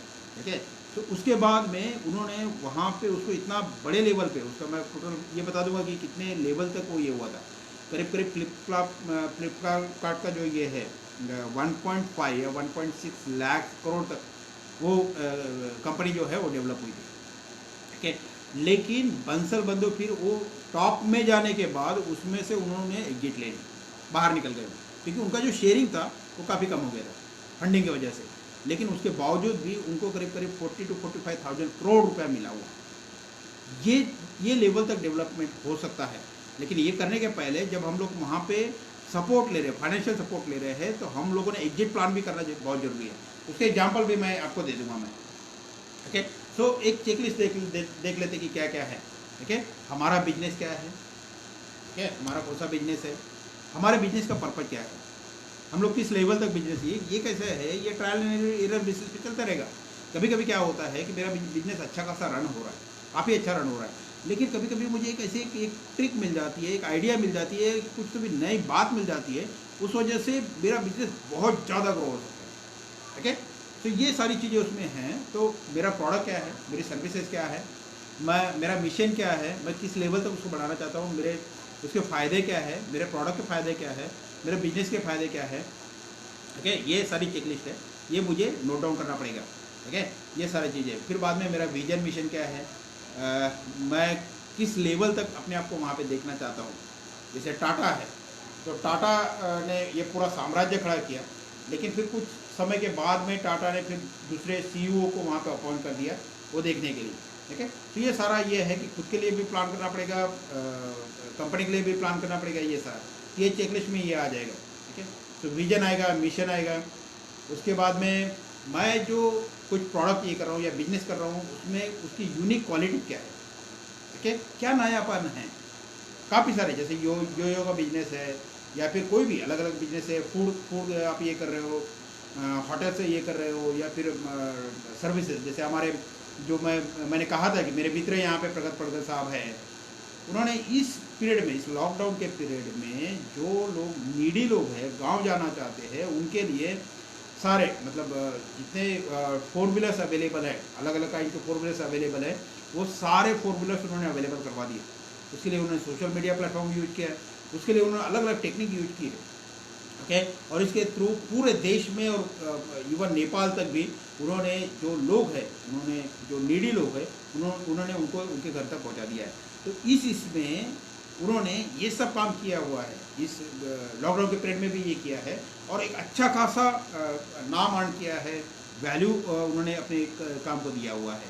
ठीक है, सो हम लोग जो हमारा बिजनेस है उसकी यूनिक क्वालिटी क्या है, डिस्टिंक्टिव ये कैसे है अलग अलग बिजनेसेस से। तो जो अलग बिजनेसेस मार्केट में ऑलरेडी अवेलेबल है उसे कंपैरिजन में मेरा बिजनेस कैसे अलग है, उसमें क्या अलग अलग पैरामीटर्स है, क्वालिटीज है। ओके, वो है।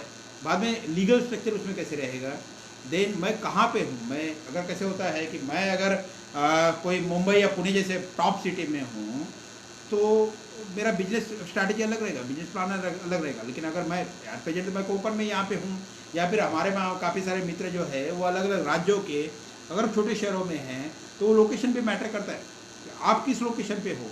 तो ये जो लोकेशन है वो आपके लिए प्लस पॉइंट है या माइनस पॉइंट है, ये आपको सोचना पड़ेगा और वो हिसाब से प्लान करना पड़ेगा। ओके, आप कौन से स्टेज में हो, आप कितना बढ़ोगे, बिजनेस का मैच्योर कैसे होगा, हाँ, आपकी खुद की करंट फाइनेंशियल पोजीशन क्या है, बिजनेस में रिस्क क्या है, ये सारी चीज़ें आपको ध्यान देना पड़ेगा। ओके, तो ये सारी चीज़ें हैं। ये अगर आप हमारे बहुजन लोग हैं, मैं क्यों बार बार बहुजन के ऊपर ध्यान दे रहा हूँ, क्योंकि हमारे पास नंबर है। अगर 135 करोड़ अगर हम लोग यहाँ पे ये कंसिडर कर रहे हैं हमारे देश का पॉपुलेशन है, तो 135 करोड़ में से कम 110 करोड़ हम लोग हैं। 110 करोड़ का हमारा खुद का बिजनेस डेवलप करना चाहिए ना हम लोगों ने।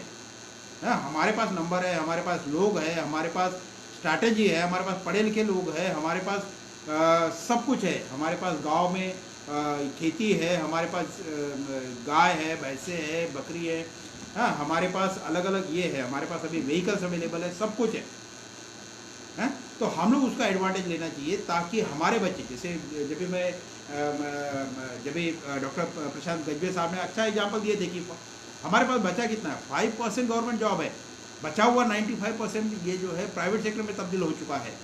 तो जब प्राइवेट सेक्टर में तब्दील हो चुका है तो सारे के सारे लोग अगर गवर्नमेंट के ऊपर फोकस करेंगे तो वो डेवलप नहीं हो पाएंगे। तो ज़रूरी है कि अब हम खुद जो एंटरप्रेन्योरशिप डेवलपमेंट प्लान है, स्टार्टअप है, इनक्यूबेटर है, इसके ऊपर ध्यान दें, ओके, इसको बढ़ाएं।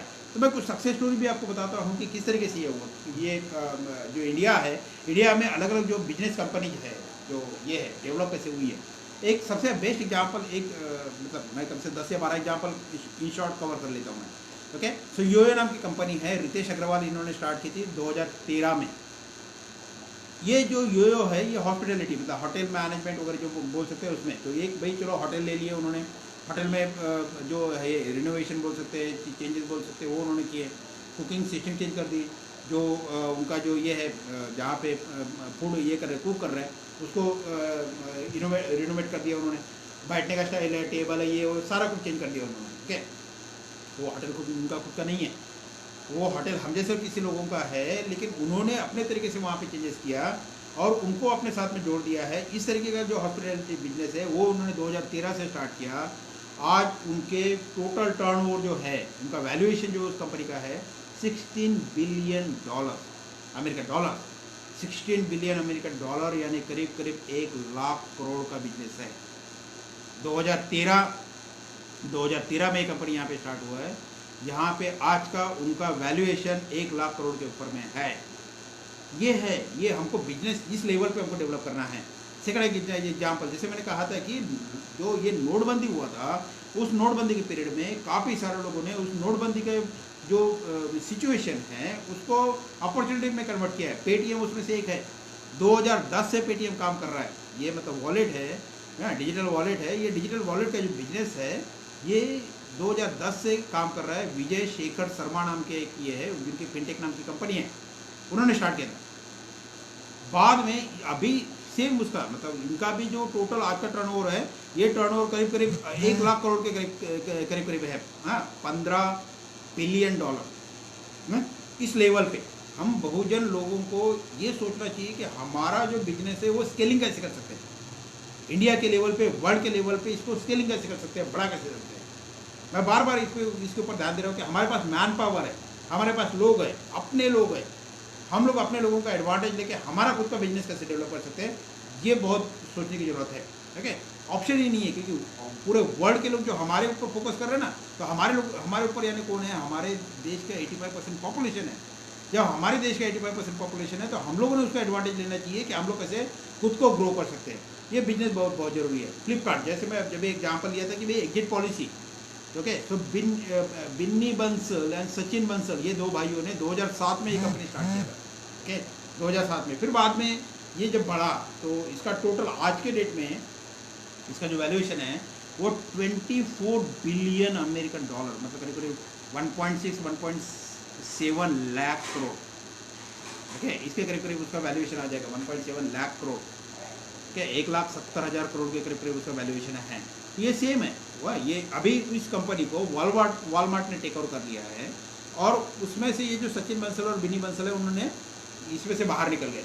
अब फिर सचिन बंसल और बिनी बंसल क्या कर रहे हैं, तो ये जो नए नए अलग अलग कंपनी जो अभी फिर से दोबारा स्टार्ट हो रहे हैं, ठीक है, ये है मतलब क्या बोलते हैं कि भाई ये स्टार्टअप हो गया, अलग अलग बिजनेसेस हो गए, यहाँ पे फिर से दोबारा वहाँ पे इन्वेस्टमेंट कर रहा है, और वो जो शेयरिंग रहेगा उस शेयरिंग के हिसाब से उनको फिर से दोबारा उसका ये हुआ, मतलब क्या बोलते हैं उसको फ़ायदा मिलेगा, ओके, फिर से वो अलग अलग बिजनेसेस को टेक ओवर कर सकते हैं। स्विगी इसमें फिर से फूड डिलीवरी करने वाली कंपनी है। आज के इसमें ये नंदन रेड्डी, राहुल जेमिनी और मैजेस्टी करके एक ये है, इन्होंने ये किया था। 2014 में ये कंपनी स्टार्ट हुआ। आज के इसमें $3.3 बिलियन, इतना इसका वैल्यूएशन है।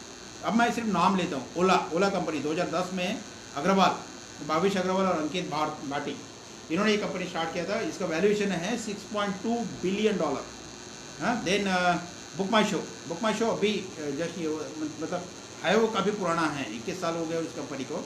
आशीष हेमरजनी इन्होंने स्टार्ट किया था, और इसका आज का ये है $1 बिलियन। $1 बिलियन यानी डॉलर का रेट अभी करीब करीब 76 और 77 है, तो वही हिसाब से इसका ये हो जाता है करीब करीब $7,600 अमेरिकन डॉलर इसका टर्न ओवर है, वैल्यूएशन है। मेक माई ट्रिक $24 बिलियन। सेम आशीष हेमरजनी मेक माई ट्रिक पे ये मेन। बायजू जो मतलब बच्चे पढ़ रहे हैं, ठीक है, इसका ऑनलाइन ऐप जो है, इस ऑनलाइन ऐप का भी वैल्यूएशन काफ़ी बढ़ गया अभी के इसमें। इसका आप एडवर्टाइज अगर देखते हैं आप, तो शाहरुख खान इसका एडवर्टाइज कर रहे हैं, ठीक है। तो भी आपने, हम लोगों ने बचपन में सब कभी सोचे भी नहीं थे कि भाई चलो मतलब बहुत रेयरली हमको कोचिंग क्लासेस मिलता था, ट्यूशन, है ना, तो 10th में 12th में। अब ये काफ़ी बड़े लेवल पे बिजनेस, हम लोग उसको ऐप के माध्यम से या अलग अलग इसके माध्यम से हम लोग इसको बिजनेस में कन्वर्ट कर सकते हैं। हमारे जो बहुजन के बच्चे ना बहुत ज़्यादा टैलेंटेड है, बस उसको अपॉर्चुनिटी में कन्वर्ट करना बहुत ज़रूरी है, चाहे ऐप के माध्यम से हो, चाहे बिजनेस के माध्यम से हो। ये जब हम लोग अगर कन्वर्ट करते हैं तो हम लोग इस लेवल तक बिजनेस पे पहुंच सकते हैं। तो बायजू, उसका जो फाउंडर है बायजू रविंद्रन, 2008 में ये कंपनी स्टार्ट किया था। ई लर्निंग कंपनी है, आज के डेट में इसका $5 बिलियन अमेरिकन डॉलर है। बिग बास्केट, हरी मेनन इन्होंने स्टार्ट किया था $1.2 बिलियन 2011 में। नायका नाम की कंपनी है जो कॉस्मेटिक वगैरह जो प्रोडक्ट है उसे ये करती है, उसका अभी करीब करीब $1 बिलियन, मतलब करीब उससे थोड़ा कम, तो 5,000-6,000 अमेरिकन डॉलर, ओके। तो इतना 5,000-6,000 करोड़ अमेरिकन डॉलर इसका टर्नओवर है या वैल्यूएशन है, ओके। देन कार 24 या अलग अलग फार्म इजी या इस तरीके की कंपनी, ओके। तो ये मैं सक्सेस स्टोरी क्यों दे रहा हूँ, ये जो कंपनी है इन्होंने इस लेवल तक ये किया, तो ये जो स्केलिंग हो रहा है इसमें अलग अलग जो टेक्नोलॉजी है इसका एडवांटेज लेके उन्होंने इस लेवल तक ये किया। अभी हम लोग क्या करते हैं कि थोड़ा सा बिजनेस को ये करके हम लोग जरा स्किल के ऊपर ये करते हैं। हार्डली 15 मिनट मैं लेता हूँ, 15 से 20 मिनट लेता हूँ, हम लोग स्किल डेवलपमेंट पे भी बात करते हैं, ओके। ऐसे कहा जाता है कि भाई एक सर्वे के हिसाब से इंडिया में करीब करीब 70 to 80% लोग ऐसे हैं कि जो एम्प्लॉयबल नहीं है। तो हमारा जो ये है काम है कि हम लोग खुद को एम्प्लॉयबल करें, चाहे वो बिजनेस हो, चाहे वो एजुकेशन हो, चाहे वो कोई भी सेक्टर हो, ठीक है। चाहे आप जॉब कर रहे हो, जॉब में अलग अलग पोजीशन पे हो, तो हर जगह पे खुद को आपको सही ठहराना पड़ेगा। खुद को आपकी जो क्वालिटीज है वो क्वालिटीज के हिसाब से आपको ये करना पड़ेगा। अब आज मैं काफ़ी, जैसे मेरे यूनिवर्सिटी में भी मैं काफ़ी सारी चीज़ें संभाल रहा हूँ, तो हम लोग जब ये करते हैं, सेमिनार करते हैं, कॉन्फ्रेंसेस करते हैं, एक्टिविटीज़ करते हैं, बहुत सारी चीज़ें करते हैं, हम लोगों ने अपने आप को इतना ये किया है कि भाई अगर किसी को मतलब हमारे बारे में पूछा जाए तो हाँ वो बोलेंगे यस ये आदमी मैनेजमेंट में सही है। CET का मैं कम से कम 3 साल तक यहाँ पे CET रायगढ़ डिस्ट्रिक्ट का हेड रह चुका हूँ, जहाँ पे मेरे हाथ के नीचे में करीब करीब 1,000 लोग काम करते थे, including the deputy collector, okay. तो इस बिग लेवल पे जब हम लोग काम करते थे तो उसका जो मैनेजमेंट है वो मैनेजमेंट सही थी। ये क्या है, ये हमारी स्किल है, ये हमको पहचानना जरूरी है। अब कैसे होता है कि इसमें जिस तरीके से मतलब इंडिया में जॉब कम है, तो हम लोग अपना बिजनेसेस डेवलप करके उसको जॉब बढ़ा सकते हैं, या फिर जो ये लोग इंडिया के बाहर में गए हुए हैं वो वहाँ पे अपना स्किल डेवलप करके या फिर अपना जो अपॉर्चुनिटी अवेलेबल है वहाँ पे। अब थोड़ा सा अगर अर्निंग में कंपैरिजन किया जाए, हम लोग हरदम यहाँ पे इंडिया में गवर्नमेंट जॉब के ऊपर फोकस कर रहे हैं, ना कि बिजनेस के ऊपर और ना कि प्राइवेट जॉब के ऊपर फोकस कर रहे हैं। लेकिन वर्ल्ड में काफ़ी सारे जो प्राइवेट जॉब्स है या फिर वर्ल्ड में जो लेवल की जॉब्स अवेलेबल है, अगर हम लोग इसमें अर्निंग में कंपैरिजन किया जाए, मैं कम से कम 2018 में न्यूयॉर्क और न्यू जर्सी में गया था, ठीक है। तो वहाँ पे जाने के बाद में मैं एक होटल में रुका, तो होटल के जो भी जो स्टाफ था वो सारा गुजराती फैमिली थे। तो इंडियन लोग जो वहाँ पे ये है अमेरिका में हैं वो मोस्टली गुजराती है या सिख कम्युनिटी है और कुछ अपने बंदे हैं। तो ये सारे अच्छी जगह पे वहाँ पे है। तो वहाँ पे अमेरिका में क्या डिफरेंस है हमारे बीच में और इंडिया के बीच में और अमेरिका के बीच में डिफरेंस क्या है कि अमेरिका में चाहे कोई भी इंसान हो, कोई भी आदमी हो, उसको मिनिमम वेजेस मिलता है, कम से कम सैलरी मिलता है, चाहे कोई भी हो, चाहे वो लेबर हो, चाहे वो छोटा मोटा काम करता हो, चाहे वो डेस्क संभालता हो, या चाहे कुछ भी हो, ओके, फ्रंट डेस्क संभालता हो, तो उसको मिनिमम वेजेस मिलता है। कितना मिनिमम वेजेस मिलता है? उसको मिलता है करीब करीब 3 लाख के करीब, 3 लाख रुपये पर मंथ, ठीक है। उसका पर आवर बेसिस पे, मतलब करीब उसको एक दिन का अगर कंसिडर किया जाए तो दिन का उसका 10,000 रुपया निकलता है, ओके। तो 1 घंटे का अगर हम लोग पकड़े 1,000 रुपया, तो एक करीब करीब उसको 15 American dollar, okay, per hour, 10 से 15 अमेरिकन डॉलर पर आवर। इस रेट के हिसाब से उसको अमेरिकन लोगों को ये मिलता है, पैकेज मिलता है, सैलरी मिलता है। तो अगर मैं वहाँ पे जॉब कर रहा हूँ, तो मैं कोई इसमें बड़े पोजीशन पे हूँ, मैं सेकंड शिफ्ट में और कोई दूसरा काम कर सकता हूँ, थर्ड शिफ्ट में और कोई काम कर सकता हूँ, और मुझे हर जगह पे पर आवर वेजेस के हिसाब से सैलरी मिलेगा, ओके। तो अगर पूरे महीने का कंसिडर करते हैं तो एक आदमी का कंसिडर 3 लाख से 4 लाख के करीब एक आदमी को मिलता है। लेकिन अगर वही अगर प्रोफेशनल आदमी वहाँ पे करे तो उसका सैलरी और बढ़ जाएगा। प्रोफेशनल आदमी, doctor, CA, engineer, banking sector में काम करने वाले लोग, या अलग अलग बायोमेडिकल सेक्टर में काम करने वाले लोग, या अलग अलग इसमें प्रोफेशनल तरीके से काम करने वाले लोग, ये जो है इनका सैलरी और बढ़ेगा।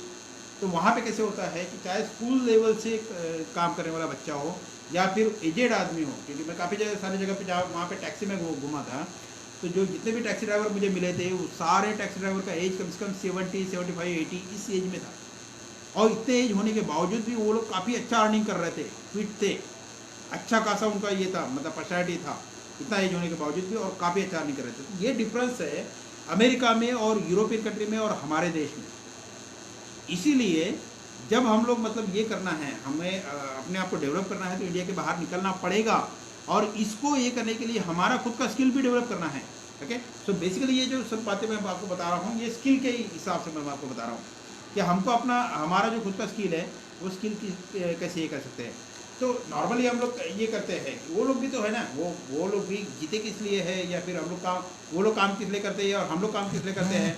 तो काम सिर्फ हम लोग मतलब खाना खाने के लिए, फूड, अच्छे कपड़े पहने, बाबा साहब ने हमको इतने अच्छे कपड़े दिए हुए हैं कि चलो हाँ अच्छे मतलब राजा के समान हम लोग रह सके, या फिर अच्छा खासा पढ़ सके और हमारे समाज के लिए पे बैक कर सके, इसके लिए हम लोग यहाँ पे ये किए। तो अच्छे कपड़े पहन सके, अच्छा हमारा घर हो, अच्छा खाना खा सके, हम लोग एंटरटेनमेंट के सारे साथ नहीं ये कर सके, हमारे बच्चों की पढ़ाई अच्छी कर सके, इसके लिए तो हम लोग काम कर रहे हैं ना। तो सेम बाकी वर्ल्ड में भी सभी लोग इसी के लिए काम कर रहे हैं, ओके। तो ये सब ये करने के लिए, लेकिन अगर हम लोग किसी एक पर्टिकुलर स्किल पे अगर ये करते हैं, अभी हमारे इसमें से कोई भी ये हो सकता है, कोई बिजनेसमैन हो सकता है, डॉक्टर हो सकता है, इंजीनियर हो सकता है, टीचर हो सकता है, लॉयर हो सकता है, ऑफिस में काम करने वाले लोग हो सकते हैं, किसान हो सकता है, लेबर हो सकता है, कोई भी हो सकता है। हमारी खुद की चॉइस है कि हम लोग उसको किस फील्ड में हम लोग काम करना चाहते हैं। लेकिन इसमें दोनों बातें हैं, अगर ये सब करते हुए अगर मेरा खुद का अगर स्किल है तो मेरा अर्निंग काफ़ी बढ़ जाएगा, चाहे वो बिजनेस में हो, चाहे वो नौकरी में हो, चाहे वो एजुकेशन में हो, चाहे कोई भी सेक्टर में हो। अगर मेरा खुद का स्किल अच्छा है तो मैं काफ़ी लेवल तक उसको बढ़ा सकता हूँ। एक एग्जांपल लेते हैं ना, हमारे घर में अगर कोई भी एक एग्जांपल ले लीजिए, ओके। हमारे घर में हमारे बीवी हो, बेटी हो, माँ हो, ओके, या फिर हम लोग खुद भी हो, घर में रोटियाँ बनाते हैं, ठीक है, खाना खाने के लिए रोटियाँ बनाते हैं। तो दिन का हम लोग अगर मान लो कि भाई चलो 10 रोटी बन रहा है, सवेरे 10 बन रहा है, तो दिन में 20 रोटी बन गया है, एक महीने का 600 रोटी हो गया। तो आप इमेजिन करो, एक महीने का अगर 600 होता है तो कम से कम 7,500 के करीब साल भर में रोटी बन जाता है। अगर एक हाउस वाइफ कम से कम 25-30 साल तक, 40 साल तक अगर रोटियां बनाती है तो कितना रोटियां बना लेगी इसमें। तो जब वो इतनी रोटियां बनाती है तो उसका परफेक्शन जो है, ये मैं सिर्फ लेडीज़ के लिए नहीं ये कर रहा हूँ, ये काम जेंट्स भी है, ठीक है। तो जेंट्स भी अगर ये काम करते हैं तो इतने सालों में जब वो कंटिन्यूसली वो काम करेगा तो उसका परफेक्शन हो जाएगा ना, वो तो रोटियाँ तो गोली बनेगी उससे, है ना। तो कोई भी काम अगर मेरा कोई भी काम कंटिन्यूसली काफ़ी सालों तक कर रहा हूँ तो उसमें उसकी मेरी इतनी मास्टर की बन जाएगी उस पर्टिकुलर इसमें, यस, कोई भी बोलेगा कि ये आदमी ये काम परफेक्ट करता है। So that is our skill. अगर मैं यहाँ पे आपसे कर पा रहा हूँ तो वो मेरा कम्युनिकेशन स्किल है। ये मेरा कम्युनिकेशन स्किल है। मैं कम्युनिकेशन स्किल मेरा क्यों अच्छा है, क्योंकि मैं इतने सालों से, कम से कम 25 सालों से मैं टीचिंग फील्ड में हूँ मैं, इसलिए मैं काफ़ी अच्छे से बात कर पा रहा हूँ। तो ये कैसे होता है, इतने सालों से मैं कंटिन्यूसली बच्चों को पढ़ा रहा हूँ, इस वजह से मेरा जो ये है कम्युनिकेशन स्किल है वो ये हुआ है। तो उसमें काफ़ी जो निगेटिव पॉइंट्स है या पॉजिटिव पॉइंट्स है ये हम लोग ये कर सकते हैं, किस वजह से हम लोग रिजेक्ट हो सकते हैं।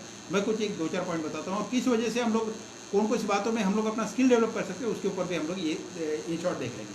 ओके, सो किस वजह से रिजेक्ट होते हैं। ओके, हमारे नॉर्मली लोग किस वजह से रिजेक्ट होते हैं, उस पॉइंट पे हम लोग एक बार ये कर सकते हैं। अगर मैं कोई जॉब कर रहा हूँ और बार बार चेंज कर रहा हूँ, 3 महीने में, 4 महीने में, 6 महीने में कंटिन्यूसली चेंज कर रहा हूँ, और मैं अगर किसी इंटरव्यू में जाता हूँ और उस इंटरव्यू वाले ने अगर देख लिया आप कि 3 महीने में जॉब चेंज कर रहा है, 6 महीने में कर रहा है, वो एक निगेटिव जॉब होपिंग हम लोग ये कर सकते हैं। मैं कभी कभी कैसे होता है ना कि भाई काफ़ी सारे लोग बोलते हैं कि नहीं मुझे यहाँ नहीं जाना है, मुझे अगर मैं मान लो कि यहाँ पे हूँ, मैं विदर्भ का हूँ, ओके, और विदर्भ का कोई बच्चा बोलता है कि नहीं मुझे मुंबई नहीं जाना है, मुझे दिल्ली नहीं जाना है, मुझे फॉरेन नहीं जाना है, ओके, मैं वहाँ पे जाके जॉब नहीं करूँगा, मैं करूँगा तो घर के पास नहीं करूँगा। हाँ, तो हम लोग अपने आप को रिलोकेट अगर नहीं कर पाते हैं तो वो एक रिजेक्शन का ये हो सकता है। हमारी रॉन्ग पर्सनैलिटी है, अनरियलिस्टिक सैलरी है, मतलब अगर मैं वहाँ पे हाँ 50,000 रुपये अगर मतलब कमाने का ये रखता हूँ और मैंने 1,00,000-2 लाख रुपए सैलरी मांग लिया, ठीक है, तो वो भी है। या फिर अगर मैं लाख भर रुपये कमाने का ये करता हूँ और मैंने 10,000 रुपये मांगा, वो भी गलत है। हाँ, तो ये जो है ये है बैकग्राउंड, अपना खुद का बैकग्राउंड कुछ और है और मैं कुछ जैसे मेरा स्पेशलाइजेशन कुछ और है। ओके, फॉर एग्जांपल मैं एंटीना फील्ड में काम करता हूँ, तो एंटीना फील्ड में काम करने वाला आदमी अगर बायोमेडिकल फील्ड में अगर कोई ये करता है, काम करने का अपॉर्चुनिटी अगर उसको मिलता है, तो वो बैकग्राउंड अलग है ना। मेरा स्पेशलाइजेशन अगर उसमें है तो मैं डेफिनेटली उसमें और काफ़ी अच्छा कर पाऊँगा। हाँ, तो ये मेरा एम्प्लॉयमेंट रिकॉर्ड कैसा है, मैं उस बात के लिए प्रिपेयर, आज मैं अगर यहाँ पे आया हूँ तो मेरा प्रिपरेशन हुआ है या नहीं हुआ है। अगर मैं अनप्रिपेयर्ड हूँ तो मैं अच्छी तरीके से डेवलप नहीं कर पाऊँगा।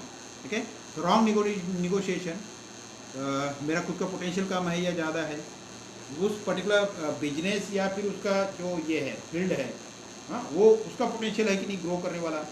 पर्सनैलिटी कॉन्फ्लिक्ट, लॉन्ग अनएम्प्लॉयमेंट, काफ़ी सालों तक अगर मैं 4-5 सालों तक जॉब ही नहीं किया तो मेरे अंदर में जो जैसे इंजीनियरिंग के बच्चे, जैसे जब भी जो एग्जाम्पल ये कर रहे थे कि एमपीएससी और यूपीएससी के बच्चे काफ़ी साल तक प्रिपेयर करते हैं।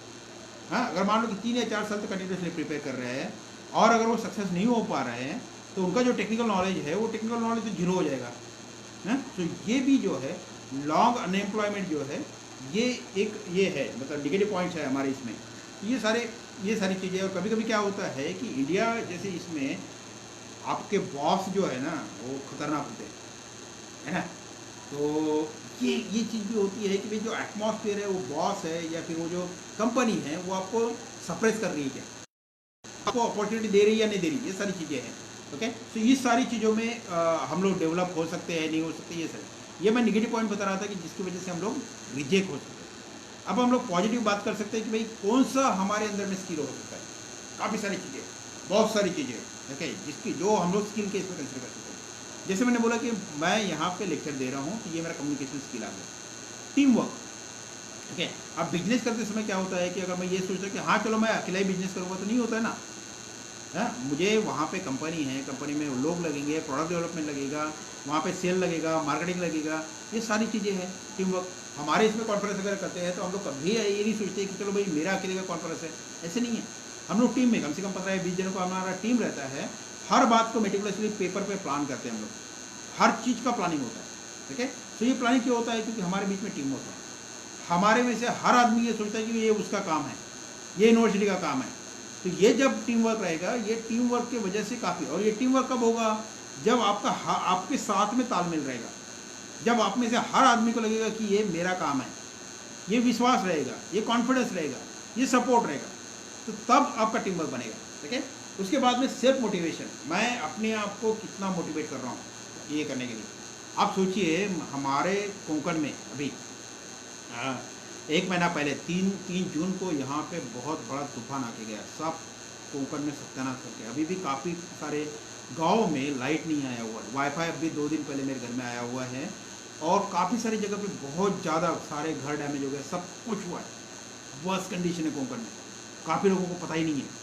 तो इस वर्स्ट कंडीशन में इस वर्स्ट कंडीशन में भी मैं यहाँ पे इमीडिएटली वाईफाई आते बराबर पहला काम अगर किया कि हमारे जो दोस्त है, सरवजी साहब है, राहुल जी है, हर्ष जी है, इनको बोला कि चलो वाईफाई स्टार्ट हो गया, हम लोग अपना फिर से दोबारा काम करते हैं, पे बैक टू सोसाइटी। हमारे में जितना भी ये है, नॉलेज है, इन्फॉर्मेशन है, सब कुछ है, हमारे समाज को हमको देना है। ओके, तो ये सेल्फ मोटिवेशन है। हम में से हर आदमी के अंदर में ये सेल्फ मोटिवेशन होना जरूरी है। अगर ये सेल्फ मोटिवेशन है तो हम लोग डेफिनेटली प्रोग्रेस कर सकते हैं। Ability to work with any without any supervision. Okay, खुद के अंदर में यस मुझे करना है। ओके, जो ये लगेगा कि जो ऊर्जा चाहिए, जो एनर्जी चाहिए, वो हमारे में है। Problem solving skill, decision making, हाँ, dedication, hard working, work ethics बहुत। हम लोग बुद्धा के फॉलोअर हैं, हम लोग बाबा साहब के फॉलोअर हैं, हम लोग सम्राट अशोक के फॉलोअर हैं।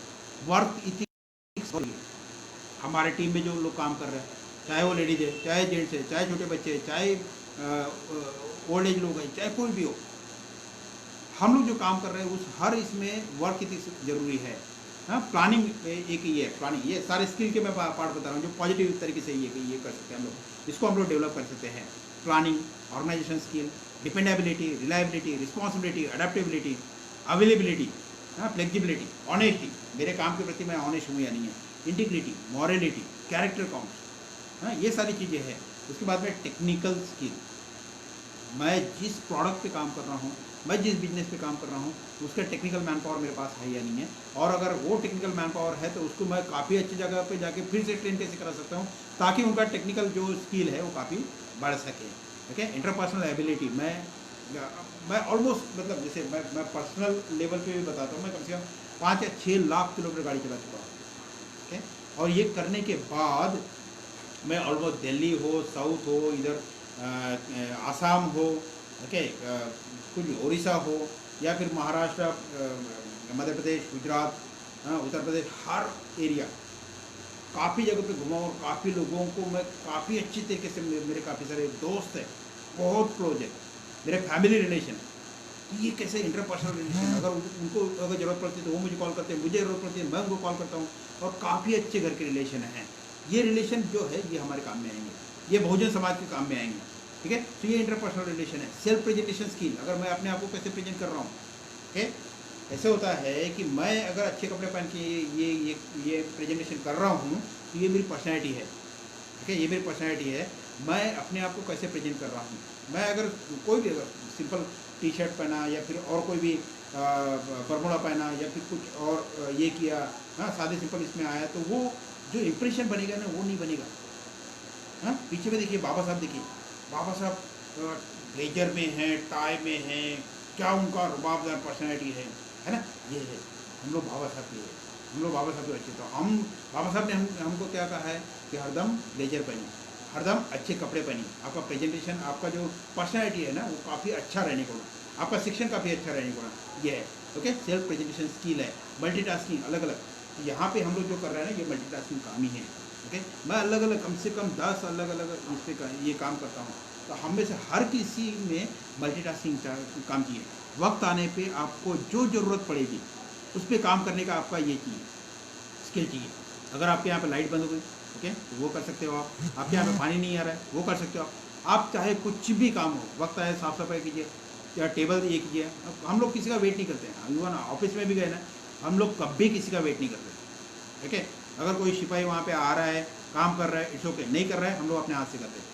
क्या होता है कि जब आप टॉप पोजीशन पे जाते हो, खुद के हाथ से काम करते हो, तो आपके आजू बाजू में सराउंडिंग में 10 लोग होंगे ना, वो आके दौड़ के आके सर हम लोग भी आपके साथ में आते। चलिए, अगर आप ये सोचिए कि अगर आप काम नहीं कर रहे हो और आप ऑर्डर दे रहे हो ना, तो ऑर्डर देने के बाद में वो आदमी ऑर्डर फॉलो करेगा, कंपलसरी नहीं है। आप अगर वहाँ से निकल जाते हो तो आदमी काम नहीं करेगा। लेकिन अगर आप उसके साथ में बैठ के आप काम करते हो ना, तो वो आदमी 10 गुना 2 गुना ज़्यादा काम करेगा। ये है। ठीक है, तो ये सारी चीज़ें हैं ना, ये सारी चीज़ें आपको लीडर बनाती है, ये आपके काम बढ़ाती है। पॉजिटिव एटीट्यूड, लोगों के बारे में पॉजिटिव सोचिए, पॉजिटिव एटीट्यूड रखिए, मोटिवेटिव रहिए, एनर्जेटिक रहिए। सेल्फ कॉन्फिडेंस, मैनेजमेंट स्किल, लोगों को मैनेज करना। ठीक है, हम लोग आराम से लोगों को मैनेज कर सकते हैं, कुछ नहीं लगता है। बुद्धा का जो ये है मानवता का जो संदेश है बोल सकते हैं, या मानवता का जो हमारा नेचर है ना, वो अगर हम लोग अपने साथ में रखें तो हम लोग का मैनेजमेंट स्किल बहुत अच्छा रहेगा। मैं जैसे बोला कि मैं कम से कम ऑलमोस्ट पूरा इंडिया घूम चुका हूँ, सिर्फ एक नॉर्थ ईस्ट छोड़ दिए तो ऑलमोस्ट सारा इंडिया घूम चुका हूँ। और वहाँ के सारे लोगों को मैं काफ़ी अच्छे तरीके से, मतलब काफ़ी मेरे अच्छे फ्रेंड्स भी है ये। ओके, तो ये जो होता है ना, आप सिर्फ उससे अच्छे बात कीजिए, अच्छे रिलेशन रखिए, उनके सुख दुख में साथ दीजिए, ये सारी बातें करते हैं, तो वही, यही तो मैनेजमेंट है, यही तो लीडरशिप है। ओके, मल्टी कल्चरल सेंसिटिविटी है, लॉयल्टी है, प्रोफेशनलिज्म है। ये करते समय आप अपने आप को नीचे मत ये कीजिए ना, आप प्रोफेशनल रहिए कि मुझे इतना आउटपुट चाहिए, मुझे ये चाहिए, मुझे यहाँ से मैनेज करना है, वहाँ से, ये प्रोफेशनल विलिंगनेस टू लर्न, चाहे आपका उम्र कितना भी हो जाए। ओके, जब हम छोटे थे, जब मैं इंजीनियरिंग कर रहा था, तो मैंने कंप्यूटर तो ये ऑपरेट भी नहीं किया था उस समय, even though I am the electronics engineer, तो उस समय हम लोग सिर्फ एक सी लैंग्वेज थी। ओके, वो सिर्फ थोड़ा सा लर्न किए थे, लेकिन बाकी उसके अलावा नहीं। आज हमको हर चीज़, चाहे वो मेडिकल फील्ड से हो, चाहे ये इंजीनियरिंग फील्ड से हो, चाहे कॉमर्स से हो, चाहे आर्ट से हो, चाहे कोई भी हो, ओके, उसको ये सारे स्किल्स जो है, ये आना चाहिए। ओके, नए नए चीज़ें जो है वो सीखना चाहिए। और आज के इसमें जो इसके अभी लॉकडाउन का पीरियड आ गया, उसमें तो सारी चीज़ें अभी ऑनलाइन होने वाली है, तो ये सारी चीज़ें हम लोग को सीखना चाहिए। ओके, घर के हर बहुत छोटे बच्चे से लेकर बड़े आदमी तक जब वो सीखेगा तभी खुद को डेवलप करेगा। तो willingness to learn, customer services, आप बात कीजिए ना, लोगों से बात कीजिए ना भाई। हाँ, ये अगर आप खुद का प्रोडक्ट, मैंने काफ़ी सारे लोग देखे हैं कि अगर आपका प्रोडक्ट दे रहे हैं, उसके बाद में लोगों से बात भी नहीं करते, देखते भी नहीं है, हाँ यूज करो, छोड़ो, ये करो। ठीक है, मैं मतलब ये जो है, अगर इस तरीके का अगर एटीट्यूड रहेगा तो बिजनेस डेवलप नहीं होगा। बिजनेस डेवलप करने के लिए ज़रूरी है कि आपका कस्टमर सर्विसेज जो है वो काफ़ी अच्छा रहने को ना, कॉमन से, ये सारी चीज़ें हैं। तो ये पॉजिटिव स्किल्स है।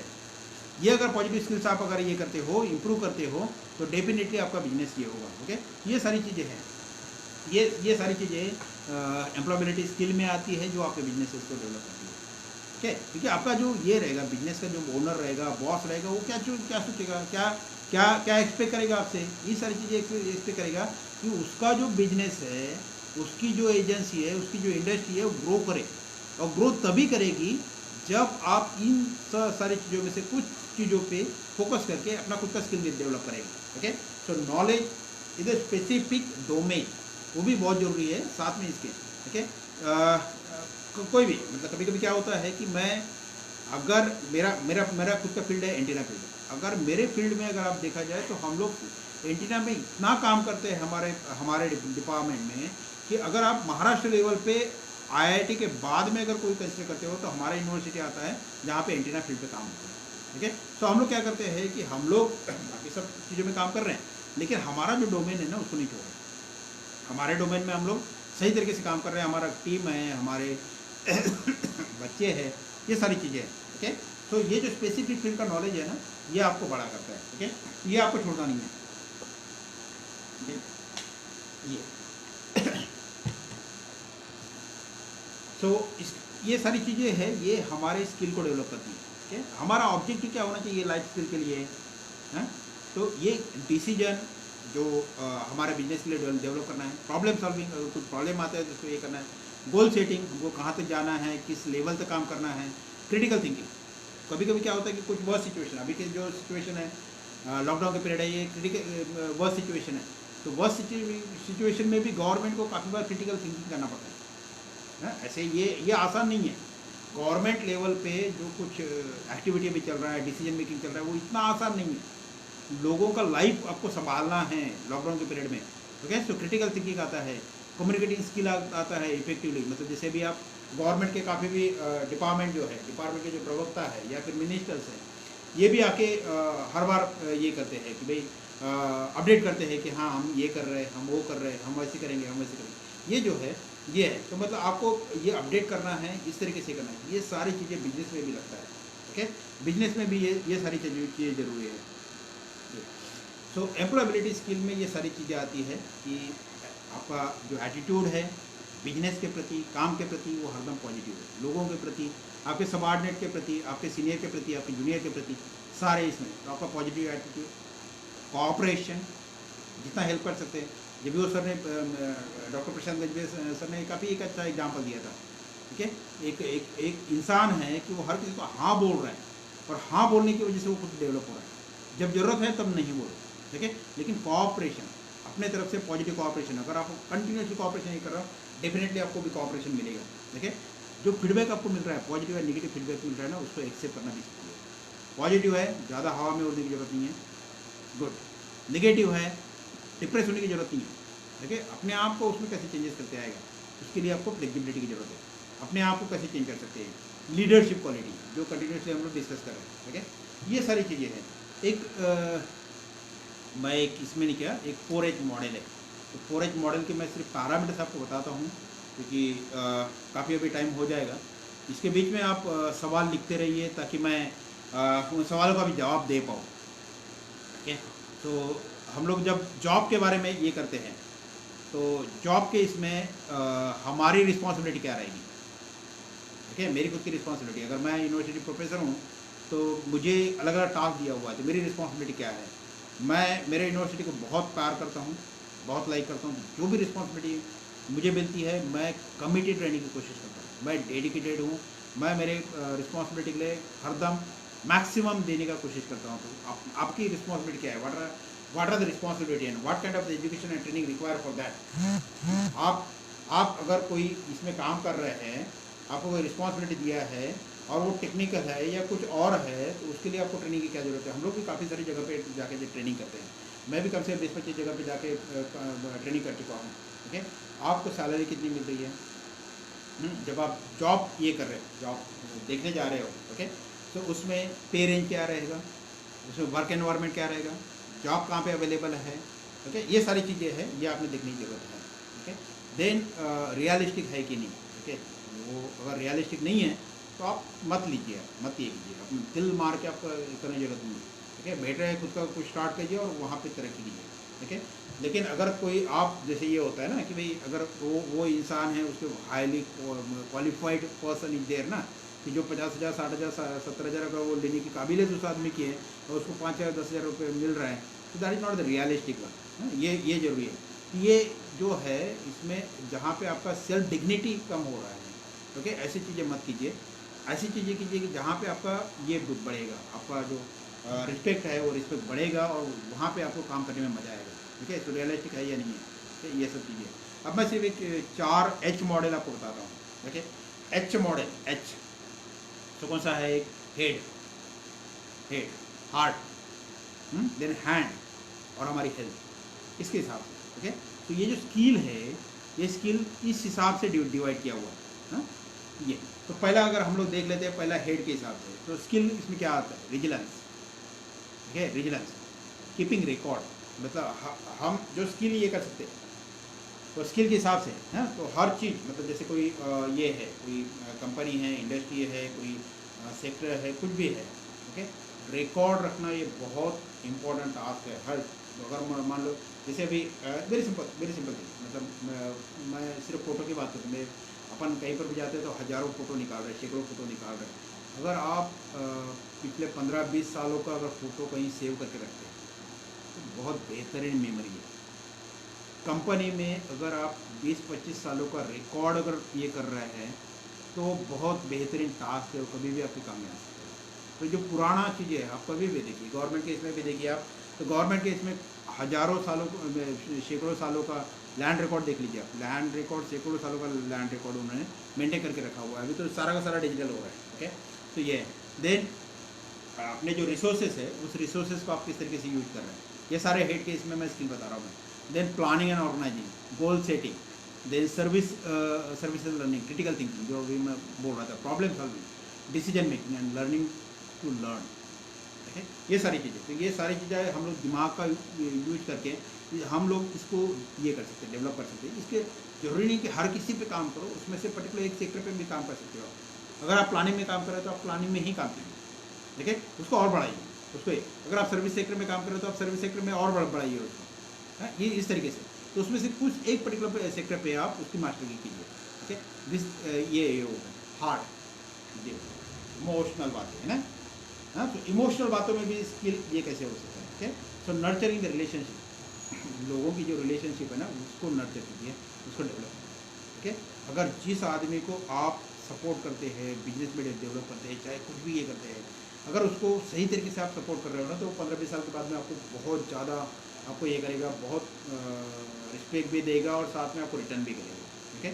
Sharing, empathy, concern for the others, accepting the differences, अगर आपके बीच में डिफरेंसेस है एक्सेप्ट कर लीजिए, यस डिफरेंसेस है, उसको करेक्ट करने का कोशिश कीजिए। सोशल स्किल, कोऑपरेशन, कम्युनिकेशन, ठीक है, ये सारी चीज़ें जो है ना, ये हमारा खुद का स्किल डेवलप करता है। इसमें नेगेटिव चीज़ें, नेगेटिव इसको कोई भी, जैसे अभी ये हो गया कि कॉन्फ्लिक्ट रिजोल्यूशन है या फिर एक्सेप्टिंग द डिफरेंसेस है। अगर मैं चाहता हूँ कोई नेगेटिव चीज़ मुझे आती है और मैं अगर एक्सेप्ट नहीं करना चाहता हूँ, तो इसमें दोनों तरफ से लॉसेस है, उसका भी लॉस है, मेरा भी लॉस है, ठीक है। अगर मैं उसको पॉजिटिव वे से एक्सेप्ट कर रहा हूँ और उसको करेक्ट करने का कोशिश करता हूँ, सो डेफिनेटली वो पॉजिटिव है और उसमें ग्रोथ हो सकता है, ठीक है। देन हैंड, जो हम लोग हमारे हाथ में है उसको ये कर सकते हैं, हाँ। देन कम्युनिटी, मतलब ये स्किल जो है कम्युनिटी सर्विसेज है, इसमें कितने लोगों को हेल्प कर सकते हो करो। Leadership, responsible citizenship, then contribution to the group effort, marketable skills, team work and self motivation, ये हमारे हाथ में है। ये सारी चीज़ें हम लोग कर सकते हैं, ये स्किल इसमें आता है, ओके। एंड देन सबसे लास्ट में है हेल्थ। तो हेल्थ में सेल्फ स्टीम, सेल्फ रिस्पॉन्सिबिलिटी, खुद का कैरेक्टर्स, खुद की personality, managing the feelings, self discipline, बहुत जरूरी है सेल्फ डिसिप्लिन। चाहे कोई कुछ भी बोले, ठीक है, अगर आप सेल्फ डिसिप्लिन नहीं है तो आप बहुत लूज कर रहे हैं।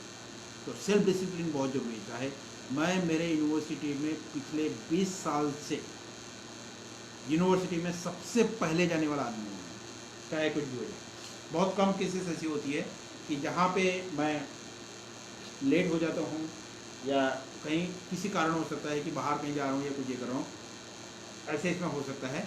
अदरवाइज नॉर्मल पीरियड में मेरा एक रिकॉर्ड है कि मैं सबसे पहले जाता हूँ, कि कम से कम 1 या 1.5 घंटा पहले जाता हूँ, ताकि मैं सवेरे जाते बराबर मैं लेक्चर का प्रिपरेशन कर सकूँ, छोटी मोटी काम है वो कर सकूँ और दिन भर में मेरे काम कंप्लीट हो सके, ठीक है। ये सेल्फ डिसिप्लिन है, हेल्दी लाइफस्टाइल आप ये कीजिए। अब कैसे होता है कि मैं मे बी मतलब मेरा जो ये है, मैं बहुत ज़्यादा फैट नहीं हूँ, कुछ नहीं, बहुत ज़्यादा बारीक भी नहीं हूँ, ठीक ठाक है, मेरा पर्सनैलिटी ठीक ठाक है। लेकिन बुद्धा ने भी कहा है कि भाई आपका जो ये है, आपका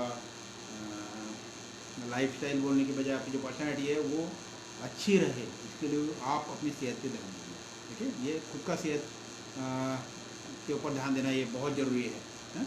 the stress management, keep cool, okay. काफ़ी सारे बिजनेस ये करते समय बहुत ज़रूरी है कि आपके ऊपर काफ़ी सारे स्ट्रेसेस आते होंगे, तो उसको मैनेज करना। देन डिसीजेस प्रिवेंशन, हॉस्पिटल में रहने वाले लोगों को कोई भी करीब नहीं करता है। आज के कोरोना के सीजन में भी आप देख रहे हो, जो आदमी अगर हॉस्पिटल में एडमिट हो रहा है ना, उसको परिवार के लोग भी ये नहीं कर रहे हैं। मतलब कोरोना ने काफ़ी सारे निगेटिव बात ये है कि सामाजिक दूरियां भी बढ़ा दी है, okay. So diseases prevention and personal safety, ये सारी चीज़ें हैं, ओके। तो ये सब बातें हैं, ये स्किल में भी आती है कि हम लोग 4H पे अगर काम करते हैं, head, heart, hand and health, इसके ऊपर अगर काम करते हैं, इससे रिलेटेड जितने भी स्किल्स हैं वो अगर हम लोग डेवलप करते हैं, तो डेफिनेटली हम लोग बहुत अच्छे इंसान बनेंगे, बहुत अच्छा बिजनेस डेवलप कर सकते हैं, बहुत अच्छा ग्रोथ हो सकता है हमारे बिजनेस का, ठीक है। तो ये सारी चीज़ें हैं, इसमें बताने के लिए काफ़ी कुछ है, लेकिन मैं ऑलमोस्ट 1.5 घंटा मैं कवर कर चुका हूँ। तो मैं अभी क्या करता हूँ, यहाँ पे रुकता हूँ मैं, और मैं अगर आप में से कोई सवाल पूछना चाहता हो तो ज़रूर पूछ सकते हैं। अदरवाइज मैं 1-2-4 मिनट लेता हूँ ताकि किसी का सवाल आ सके तो मैं उसको जवाब दे सकूँगा। ये फिर से दोबारा जो बहुजन संगठन पेज है, इसमें पिछले फरवरी महीने से लेके अभी तक जुलाई महीने तक बहुत शानदार तरीके से काम किया। मैं ऑलमोस्ट डेली जो अभी बीच का पीरियड अगर छोड़ दिए, ये तूफान के पीरियड में यहाँ पे 1 महीना नेट नहीं अवेलेबल था, लेकिन बाकी के पीरियड में कंटिन्यूसली फॉलो कर रहा हूँ। बहुत शानदार, सैल्यूट करना चाहिए राहुल खांडेकर साहब, सर्वजीत बंसोड़े साहब और उनकी जो पूरी टीम है, हर्ष स्थूल और सभी लोग, ठीक है। ये सब लोग बहुत शानदार तरीके से यहाँ पे स्पीकर्स लेके आ रहे हैं। हमारे जैसे सामान्य व्यक्ति के लिए एक अपॉर्चुनिटी है कि हम लोग अपने भाइयों बहनों से जुड़ सकें और एक अच्छी इन्फॉर्मेशन हमारे समाज के बच्चों के लिए हम लोग दे सकें, और उसके माध्यम से हम लोग को भी फील होगा कि चलो हम लोग पे बैक टू सोसाइटी ये कर रहे हैं, ठीक है। अगर आप में से कोई भाई बहन अगर सवाल पूछना चाहते हो तो मैं उसको वेलकम करता हूँ। या फिर आप मुझे पर्सनली भी मैसेज कर सकते हैं। आप चाहिए तो मेरा फ़ोन नंबर ले लीजिए 7507428599। अगर आपको लगता है तो आप मुझे फ़ोन कर सकते हैं। जिस तरीके से एडमिशन प्रोसेस में हो या स्टार्टअप में हो, बिजनेसेस में हो, एजुकेशन में हो, मेरा खुद का भी मैं बुक लिख रहा हूँ वहाँ पे। हो सकता है 6-8 महीने में या साल भर के अंदर में वो बुक पब्लिश हो जाएगा, और वो मेरे हिसाब से इंडिया का सबसे बेस्ट बुक में से एक रहेगा एजुकेशन। ठीक है, तो उस पर भी मेरा काम चल रहा है पैरेलली, और काफ़ी अलग अलग चीज़ों पे काम चल रहा है। तो ये भी मैं समाज को मैं ये दूंगा। ठीक है, तो सभी को मैं फिर से भाइयों बहनों का शुक्रिया अदा करना चाहता हूँ कि जिन्होंने मुझे इतने प्यार से सुना है। ठीक है, अगर आपको कुछ भी आपको मेरी तरफ से चाहिए हो तो आप कभी भी मुझे मैसेज कर सकते हैं, फ़ोन कर सकते हैं।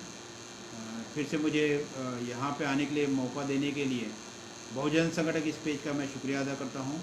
यहाँ पे रुकता हूँ। नमो बुद्धाय, जय हिंद।